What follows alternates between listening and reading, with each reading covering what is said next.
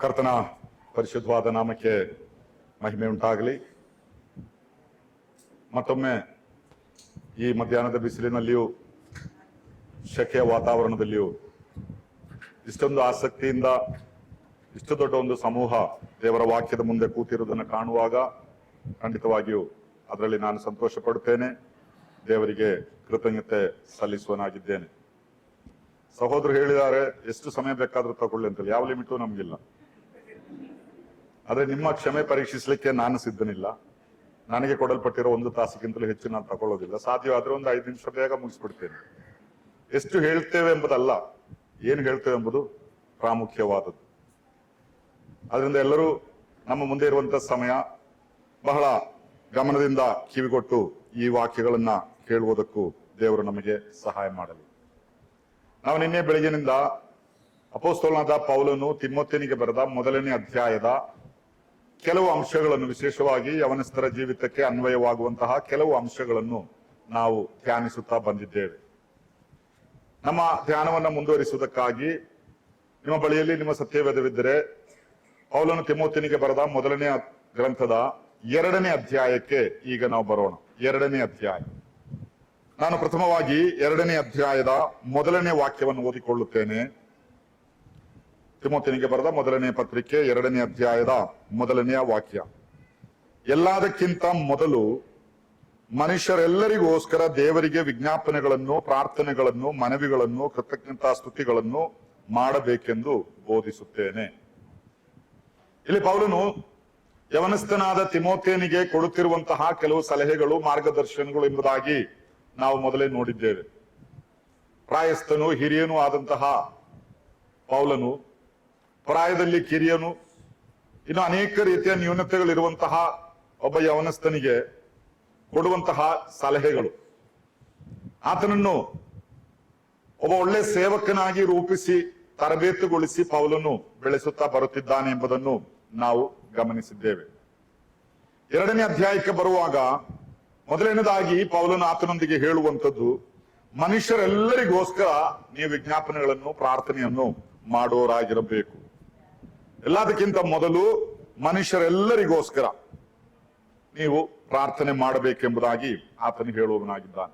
ಮನುಷ್ಯರೆಲ್ಲರೂ ಅಂದ್ರೆ ಅಲ್ಲಿ ಕ್ರೈಸ್ತರೆಂಬುದಾಗಿಯೋ ಅಕ್ರೈಸ್ತರೆಂಬುದಾಗಿಯೋ ಇನ್ನು ಯಾವ ಭೇದ ಭಾವವೂ ಇಲ್ಲ. ಎಲ್ಲ ಮನುಷ್ಯರನ್ನು ನಾವು ನೆನೆಸಿ ಅವರಿಗೋಸ್ಕರ ಪ್ರಾರ್ಥಿಸಬೇಕು ಎಂಬಂಥದ್ದನ್ನು ಇಲ್ಲಿ ಪೌಲನು ಹೇಳುತ್ತಾನೆ. ನಾವು ತಿಳಿದುಕೊಳ್ಳಬೇಕಾದ ಒಂದು ವಿಷಯ, ಅನೇಕರ ಹೃದಯದಲ್ಲಿ ಒಂದು ವೇಳೆ ಒಂದು ಪ್ರಶ್ನೆ ಮೂಡಬಹುದು, ಅಲ್ಲ ನಾವು ಕ್ರೈಸ್ತರಿಗೋಸ್ಕರ, ವಿಶ್ವಾಸಿಗಳಿಗೋಸ್ಕರ ಮಾತ್ರ ಪ್ರಾರ್ಥನೆ ಮಾಡಿದರೆ ಸಾಲದು, ಯಾಕೆ ಅನ್ಯರಿಗೋಸ್ಕರ ಪ್ರಾರ್ಥನೆ ಮಾಡಬೇಕು ಎಂಬುದಾಗಿ. ನಾವು ಈ ವಾಕ್ಯವನ್ನು ಓದುವಾಗ ಬಹಳ ವ್ಯಕ್ತವಾಗಿ ನೋಡುತ್ತೇವೆ, ದೇವರು ಲೋಕದಲ್ಲಿರುವ ಎಲ್ಲರನ್ನು ಏಕ ರೀತಿಯಲ್ಲಿ ಪ್ರೀತಿಸಿದ್ದಾನೆ.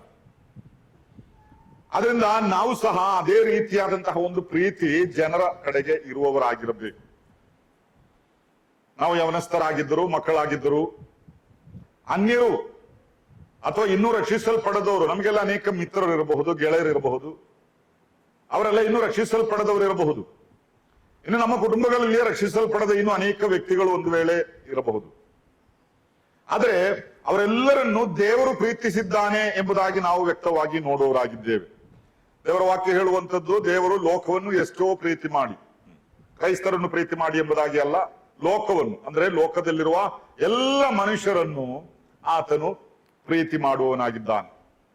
ಅಂದ ದೇವಜನರಾದ ನಾವು ಈ ಲೋಕದವರನ್ನು ನೋಡುವಾಗ ದೇವರು ಯಾವ ದೃಷ್ಟಿಯಿಂದ ಅವರನ್ನು ನೋಡುತ್ತಾನೋ ಆ ದೃಷ್ಟಿಯಿಂದ ಅವರನ್ನು ಕಾಣುವುದಕ್ಕೆ ನಾವು ಪ್ರಯತ್ನ ಪಡಬೇಕು.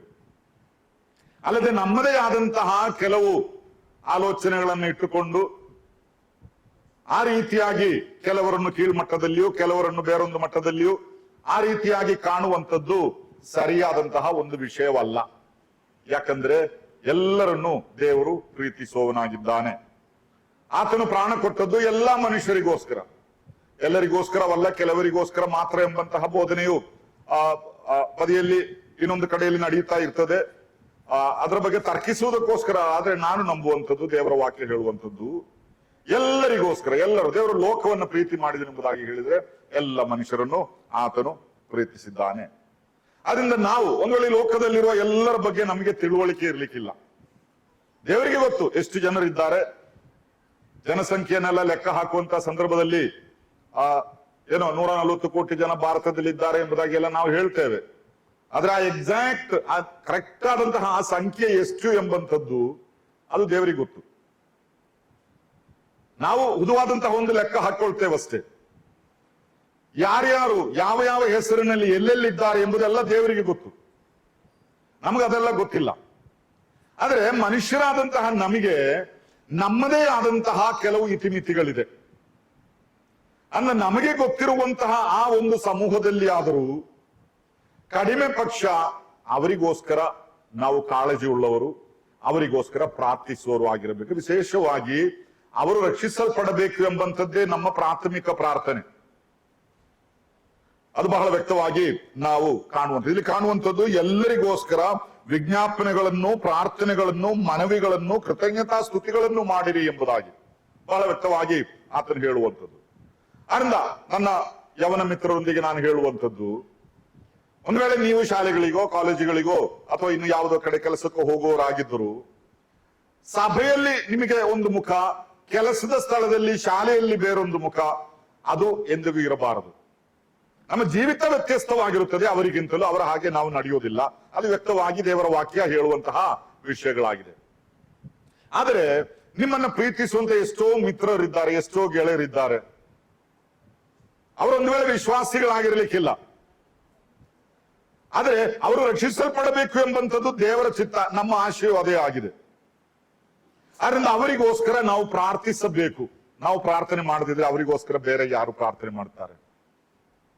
ಅದರಿಂದ ಈ ವಿಷಯದಲ್ಲಿ ಯಾವಾಗಲೂ ನಾವು ಜಾಗೃತ ಆಗುವರಾಗಿರ್ಬೇಕು. ಅವರಿಗೋಸ್ಕರ ವಿಜ್ಞಾಪನೆ, ಪ್ರಾರ್ಥನೆ ಮತ್ತು ಮನವಿಗಳನ್ನು ಸಲ್ಲಿಸುವರಾಗಿರಬೇಕು. ಮಾತ್ರವಲ್ಲ, ಅವರಿಗೋಸ್ಕರ ಕೃತಜ್ಞತಾ ಸ್ತುತಿಯನ್ನು ಮಾಡಬೇಕು ಎಂಬುದಾಗಿಯೂ ಆ ವಾಕ್ಯದಲ್ಲಿ ನಾವು ನೋಡುವರಾಗಿದ್ದೇವೆ. ಅಂದ್ರೆ ಪ್ರತಿಯೊಬ್ಬರಲ್ಲಿಯೂ ನಾವು ಕೃತಜ್ಞತೆ ಸಲ್ಲಿಸಬೇಕಾದ್ರೆ ಏನಾದ್ರೂ ಒಂದು ಒಳ್ಳೆ ಗುಣ ಬೇಕಲ್ವಾ? ಯಾವುದಾದ್ರೂ ಒಂದು ಆಪ್ಟಿಮಿಸ್ಟಿಕ್, ಸಕಾರಾತ್ಮಕವಾದಂತಹ ಒಂದು ಗುಣವಿದ್ದರೆ ಮಾತ್ರವೇ ನಾವು ಒಂದು ವ್ಯಕ್ತಿಗೋಸ್ಕರ ಕೃತಜ್ಞತಾ ಸ್ತುತಿ ಮಾಡಬಹುದು. ಅನ್ನ ನಮ್ಮ ಮಿತ್ರರು, ಅವರು ಅಕ್ರೈಸ್ತರಾಗಿರಬಹುದು, ವಿಶ್ವಾಸಿಗಳಲ್ಲದೆ ಇರಬಹುದು, ಅವರಿಗೋಸ್ಕರ ನಾವು ದೇವರಿಗೆ ಕೃತಜ್ಞತೆ ಸಲ್ಲಿಸಬೇಕಾದ್ರೆ ಅವರಲ್ಲಿಯೂ ಯಾವುದಾದ್ರೂ ಒಂದಲ್ಲ ಒಂದು ಒಳ್ಳೆ ಗುಣ ಇದ್ದೇ ಇರ್ತದೆ. ಅದನ್ನು ನಾವು ಹುಡ್ಕೊಳ್ಬೇಕು. ಅಲ್ಲದೆ ಇವರನ್ನೆಲ್ಲ ಬ್ರ್ಯಾಂಡ್ ಮಾಡಿ ನೀವೆಲ್ಲ ನರಕಕ್ಕೆ ಹೋಗೋರು, ನಾವೆಲ್ಲ ಮೇಲಕ್ಕೆ ಹೋಗೋರು ಎಂಬುದಾಗಿ ಆ ರೀತಿ ಭಿನ್ನಮತ ನಮ್ಮಲ್ಲಿ ಎಂದಿಗೂ ನಾವು ಇಟ್ಟುಕೊಳ್ಳಬಾರದು. ಅದರಿಂದ ಪ್ರಾರ್ಥನೆ ಮಾಡಬೇಕು ನಿಮ್ಮ ಗೆಳೆಯರಿಗೋಸ್ಕರ, ನಿಮ್ಮ ಮಿತ್ರ. ಒಂದು ವೇಳೆ ಈಗಿನ ಕಾಲಘಟ್ಟಗಳಲ್ಲಿ ನೇರವಾಗಿ ಅವರೊಂದಿಗೆ ಯೇಸು ಕ್ರಿಸ್ತನ ಬಗ್ಗೆಯೋ ಸುವಾರ್ತೆಯನ್ನು ಹೇಳುವುದಕ್ಕೆ ನಮಗೆ ಸಾಧ್ಯವಿಲ್ಲದಂತಹ ಕೆಲವು ಸ್ಥಿತಿಗತಿಗಳು ನಮ್ಮ ಸುತ್ತಲೂ ಇದೆ. ಅದನ್ನೆಲ್ಲ ದೇವರೇ ಸರಿಪಡಿಸಬೇಕು. ನಮ್ಗೆ ಅದರಲ್ಲಿ ಏನು ಮಾಡ್ಲಿಕ್ಕೆ ಆಗುದಿಲ್ಲ. ಅಂತಹ ಒಂದು ಸ್ಥಿತಿಯಲ್ಲಿ ನಾವಿದ್ದೇವೆ. ಆದರೆ ಅವರಿಗೋಸ್ಕರ ಪ್ರಾರ್ಥನೆ ಮಾಡುವುದಕ್ಕೆ ನಮ್ಮನ್ನ ಯಾರು ಅಡ್ಡಿಪಡಿಸೋದಿಲ್ಲ. ಅದರಿಂದ ನೀವು ನಿಮ್ಮ ಯಾವ ಗೆಳೆಯನನ್ನು ಹೆಚ್ಚು ಪ್ರೀತಿ ಮಾಡುತ್ತೀರೋ ಅವರಿಗೋಸ್ಕರ ಅತಿ ಹೆಚ್ಚು ಪ್ರಾರ್ಥನೆ ಮಾಡುವಂತಹ ವ್ಯಕ್ತಿಗಳಾಗಿರ್ಬೇಕು. ಒಂದಲ್ಲ ಒಂದು ದಿನ ಕರ್ತನು ಅವರನ್ನು ಕರ್ತನ ಕಡೆಗೆ ನಡೆಸುತ್ತಾನೆ. ಯಾವಾಗಲೂ ನೆನೆಸಿಕೊಳ್ಳಬೇಕಾದಂತಹ ಒಂದು ವಿಷಯ. ನಾನು ಜಾರ್ಜ್ ಮುಲ್ಲರ್ ಎಂಬಂತ ಸೇವಕರ ಬಗ್ಗೆ ಎಂಬುದಾಗಿ ನೆನೆಸುತ್ತೇನೆ. ನನ್ನ ನೆನಪು ಸರಿಯಾಗಿದ್ರೆ ಅವರು ತಮ್ಮ ಇಬ್ಬರು ಮಿತ್ರರಿಗೋಸ್ಕರ ಪ್ರಾರ್ಥಿಸುತ್ತಾ ಇದ್ರು ಅವರ ಜೀವಿತದಲ್ಲಿ. ಅವರಿಬ್ಬರು ಕ್ರಿಸ್ತನನ್ನ ಕಂಡುಕೊಂಡವರಲ್ಲ, ಆದ್ರೆ ಇವರು ಅವರಿಗೆ ಯಾವಾಗಲೂ ಸುವಾರ್ತೆ ಹೇಳುತ್ತಾ ಇದ್ರು. ಇವರ ಬಹಳ ಆಪ್ತ ಮಿತ್ರರು. ಅವರು ಇನ್ನೂ ಕರ್ತನನ್ನು ಕಂಡುಕೊಂಡಿರಲಿಲ್ಲ, ಅವರಿಗೋಸ್ಕರ ಪ್ರಾರ್ಥನೆ ಮಾಡಿದರು. ಚರಿತ್ರೆ ಹೇಳುವಂತದ್ದು ಸುಮಾರು 52 ವರ್ಷ ಇವರಿಗೋಸ್ಕರ ಇವರು ಪ್ರಾರ್ಥನೆ ಮಾಡಿದ್ರಂತೆ. ಆಮೇಲೆ ಇವರು ತೀರಿ ಹೋದ್ರು. ಆದ್ರೆ ಈ ಮಿತ್ರರು ಇನ್ನೂ ಕರ್ತನ ಕಡೆಗೆ ಬರಲಿಲ್ಲ. 52 ವರ್ಷ ಪ್ರಾರ್ಥನೆ ಮಾಡಿದರು. ಇವರ ಶವ ಸಂಸ್ಕಾರದ ಸಮಯದಲ್ಲಿ ಆ ಫ್ಯೂನರಲ್ಗೆ ಈ ಮಿತ್ರರು ಬಂದಿದ್ರು. ಆ ದಿವಸ ಆ ಶವ ಸಂಸ್ಕಾರದ ಸಮಯದಲ್ಲಿ ಅವರ ಕುರಿತಾಗಿ ಅಲ್ಲಿ ಹೇಳಿದ ಸಾಕ್ಷಿಗಳನ್ನು, ಅಲ್ಲಿ ಹೇಳಿದ ಸಂದೇಶವನ್ನು ಕೇಳಿ ಅವರಿಬ್ಬರು ಕ್ರಿಸ್ತನನ್ನ ಅಂಗೀಕರಿಸಿಕೊಂಡರು. ನಾನು ಯಾಕೆ ಈ ವಿಷಯ ಹೇಳಿದೆ ಎಂಬುದಾಗಿ ಕೇಳಿದ್ರೆ, ನಮ್ಮ ಮಿತ್ರರಿಗೋಸ್ಕರ, ನಮ್ಮ ನೆರೆಯವರಿಗೋಸ್ಕರ ನಾವು ಪ್ರಾರ್ಥನೆ ಮಾಡಿದರೆ ಅದು ಎಂದಿಗೂ ವ್ಯರ್ಥವಾಗಿ ಹೋಗೋದಿಲ್ಲ. ಅದು ಇಂದಲ್ಲ ನಾಳೆ ಒಂದು ಪ್ರತಿಫಲ ಕೊಟ್ಟೇ ಕೊಡುವಂತದ್ದಾಗಿದೆ. ಆದ್ರಿಂದ ನಮ್ಮೆಲ್ಲರಿಗೂ ನಮ್ಮ ಸುತ್ತಮುತ್ತಲಿರುವವರು, ನಮ್ಮ ಮಿತ್ರರು, ನಮ್ಮ ಗೆಳೆಯರು, ಅವರ ಬಗ್ಗೆ ಒಂದು ಆತ್ಮೀಕವಾದ ಕಾಳಜಿ ಇರಬೇಕು. ಅವರೊಂದಿಗೆ ಗೆಳೆತನ ಮಾಡ್ರಿ, ಏನು ತೊಂದರೆ ಇಲ್ಲ. ಅನ್ಯರೊಂದಿಗೆ, ಅಕ್ರೈಸ್ತರೊಂದಿಗೆ, ಅವಿಶ್ವಾಸಿಗಳೊಂದಿಗೆ ನಾವು ಮಾತಾಡೋದಿಲ್ಲ, ಅವರ ಜೊತೆ ನಾವು ಊಟ ಮಾಡೋದಿಲ್ಲ, ಕಾಫಿ ಕುಡಿಯೋದಿಲ್ಲ. ಇಂಥ ತೀರ್ಮಾನಗಳನ್ನೆಲ್ಲ ನೀವು ತಗೊಳ್ಬಾರ್ದು. ಅದೆಲ್ಲ ಬಾಲಿಷ್ಯವಾದಂತಹ ವಿಷಯಗಳು. ನನ್ನ ಬಾಲ್ಯ ಪ್ರಾಯದಲ್ಲಿ, ನನ್ನ ನೆನಪು ಸರಿ ಆದ್ರೆ 3ನೇ ಕ್ಲಾಸಲ್ಲಿ ಕಲಿತಾ ಇದ್ದೆ. ನಮ್ಮ ಇಡೀ ಶಾಲೆಯಲ್ಲಿ ವಿಶ್ವಾಸಿಗಳು ಎಂಬುದಾಗಿ ಹೇಳಿಕೆ ನಾವು ಇಬ್ಬರು, ನಾನು ಮತ್ತೆ ನನ್ನ ಒಬ್ಬ ಮಿತ್ರ ನಮ್ಮ ಚರ್ಚೆಗೆ ಬರ್ತಾ ಇದ್ದವನು. ಸೊ ನಾವಿಬ್ರು ಬರ್ತೇವೆ, ಬಾಕಿಯವರೆಲ್ಲ ವಿಶ್ವಾಸಿಗಳು. ಅಲ್ಲಿ ವಿಶ್ವಾಸಿಗಳಲ್ಲಿ ಇಲ್ಲದಂತಹ ಆ ಕಾಲಘಟ್ಟ. ನಮ್ಮ ಸಭೆಗೆ ಒಬ್ಬ ಪ್ರಸಂಗಿ ಬಂದ್ರು. ಅವರು ವಿಶ್ವಾಸಿಗಳಿಗೂ ಅವಿಶ್ವಾಸಿಗಳಿಗೂ ಮಧ್ಯೆ ಇರುವಂತಹ ವ್ಯತ್ಯಾಸವನ್ನು, ಯಾವ ಅವಿಶ್ವಾಸಿಗಳೊಂದಿಗೆ ಜೋಡಾಗಬೇಡ್ರಿ ಎಂಬಂತ ಪ್ರಸಂಗ ಎಲ್ಲ ಬಹಳ ಸಲೀಸಾಗಿ ಮಾಡಿದ್ರು. ಆದ್ರೆ ನಾವು ಮಕ್ಕಳು, ಇನ್ನು 3ನೇ ಕ್ಲಾಸ್ಗೆ ಹೋಗುವಂತ ಮಕ್ಕಳು ಎಷ್ಟು ಅರ್ಥ ಮಾಡಿಕೊಳ್ಬಹುದು? ನಾವು ಅರ್ಥ ಮಾಡಿಕೊಂಡದ್ರಲ್ಲಿ ಏನೋ ಹೆಚ್ಚು ಕಡಿಮೆ ಆಯ್ತು. ಈ ಕೂಟ ಎಲ್ಲ ಆದ್ಮೇಲೆ ನನ್ನ ಮಿತ್ರನನ್ನು ಕರೆದು, ತಂಬಿ ಅಂತ ಕರಿತಾ ಇದ್ದೆ ಅವನನ್ನ ಕರೆದು ಅವನ ಹತ್ರ ಹೇಳಿ, ತಂಬಿ, ನಾಳೆಯಿಂದ ಈ ಕ್ರೈಸ್ತರ ಅಲ್ಲದವರನ್ನು ನಾವು ಮುಟ್ಬಾರ್ದು. ಅಂದ್ರೆ ಅವರ ಸಂದೇಶದಿಂದ ನಾವು ಅರ್ಥ ಮಾಡಿಕೊಂಡಿದ್ದ ಹಾಗೆ. ಆದಷ್ಟು ಇವರನ್ನೆಲ್ಲ ಮುಟ್ಟದೆ ಎಲ್ಲ ನಾವು ನೋಡ್ತೇವೆ. ಆದ್ರೆ ಒಂದು ಸಮಯವಿದೆ ದಿವಸದಲ್ಲಿ ಮುಟ್ಟದೆ ಇರ್ಲಿಕ್ಕೆ ಆಗೋದಿಲ್ಲ. ಯಾವಾಗ ಗೊತ್ತಾ? ಸಾಯಂಕಾಲ ಲಾಂಗ್ ಬೆಲ್ ಹೊಡಿತಾರಲ್ಲ, ಆಗ ಎಲ್ಲರೂ ಒಟ್ಟಿಗೆ ಓಡ್ತಾರೆ. ಆ ಕಡೆಯಿಂದ ದೂಡ್ತಾರೆ, ಈ ಕಡೆ ಎಲ್ಲರೂ ಮುಟ್ತಾರೆ. ನಾವಿಬ್ರು ಏನ್ ಮಾಡಿದ್ವಿ, ಲಾಂಗ್ ಬೆಲ್ ಹೊಡಿಯುವಾಗ ನಾವು ಗೋಡೆ ಬದಿಗೆ ಹೋಗಿ ಹಿಂಗೆ ನಿಂತ್ಕೊಳ್ತೀವಿ. ಎಲ್ಲರೂ ಹೋದ್ಮೇಲೆ ನಾವು ಬರುವುದು, ಅಂದ್ರೆ ಬೇರೆ ಯಾರು ನಮ್ಮನ್ನು ಮುಟ್ಟಬಾರ್ದು ಎಂಬುದಾಗಿ. ಅಂತಹ ಒಂದು ಬೇರ್ಪಡಿಸಿಕೆ ಅಲ್ಲ ನಾನು ಹೇಳ್ತಾ ಇರುವಂತದ್ದು. ಅದು ಪ್ರಾಯ ಆದ್ಮೇಲೆ ಗೊತ್ತಾಯ್ತು ಅದಲ್ಲ ಅದರ ಅರ್ಥ ಎಂಬುದಾಗಿ.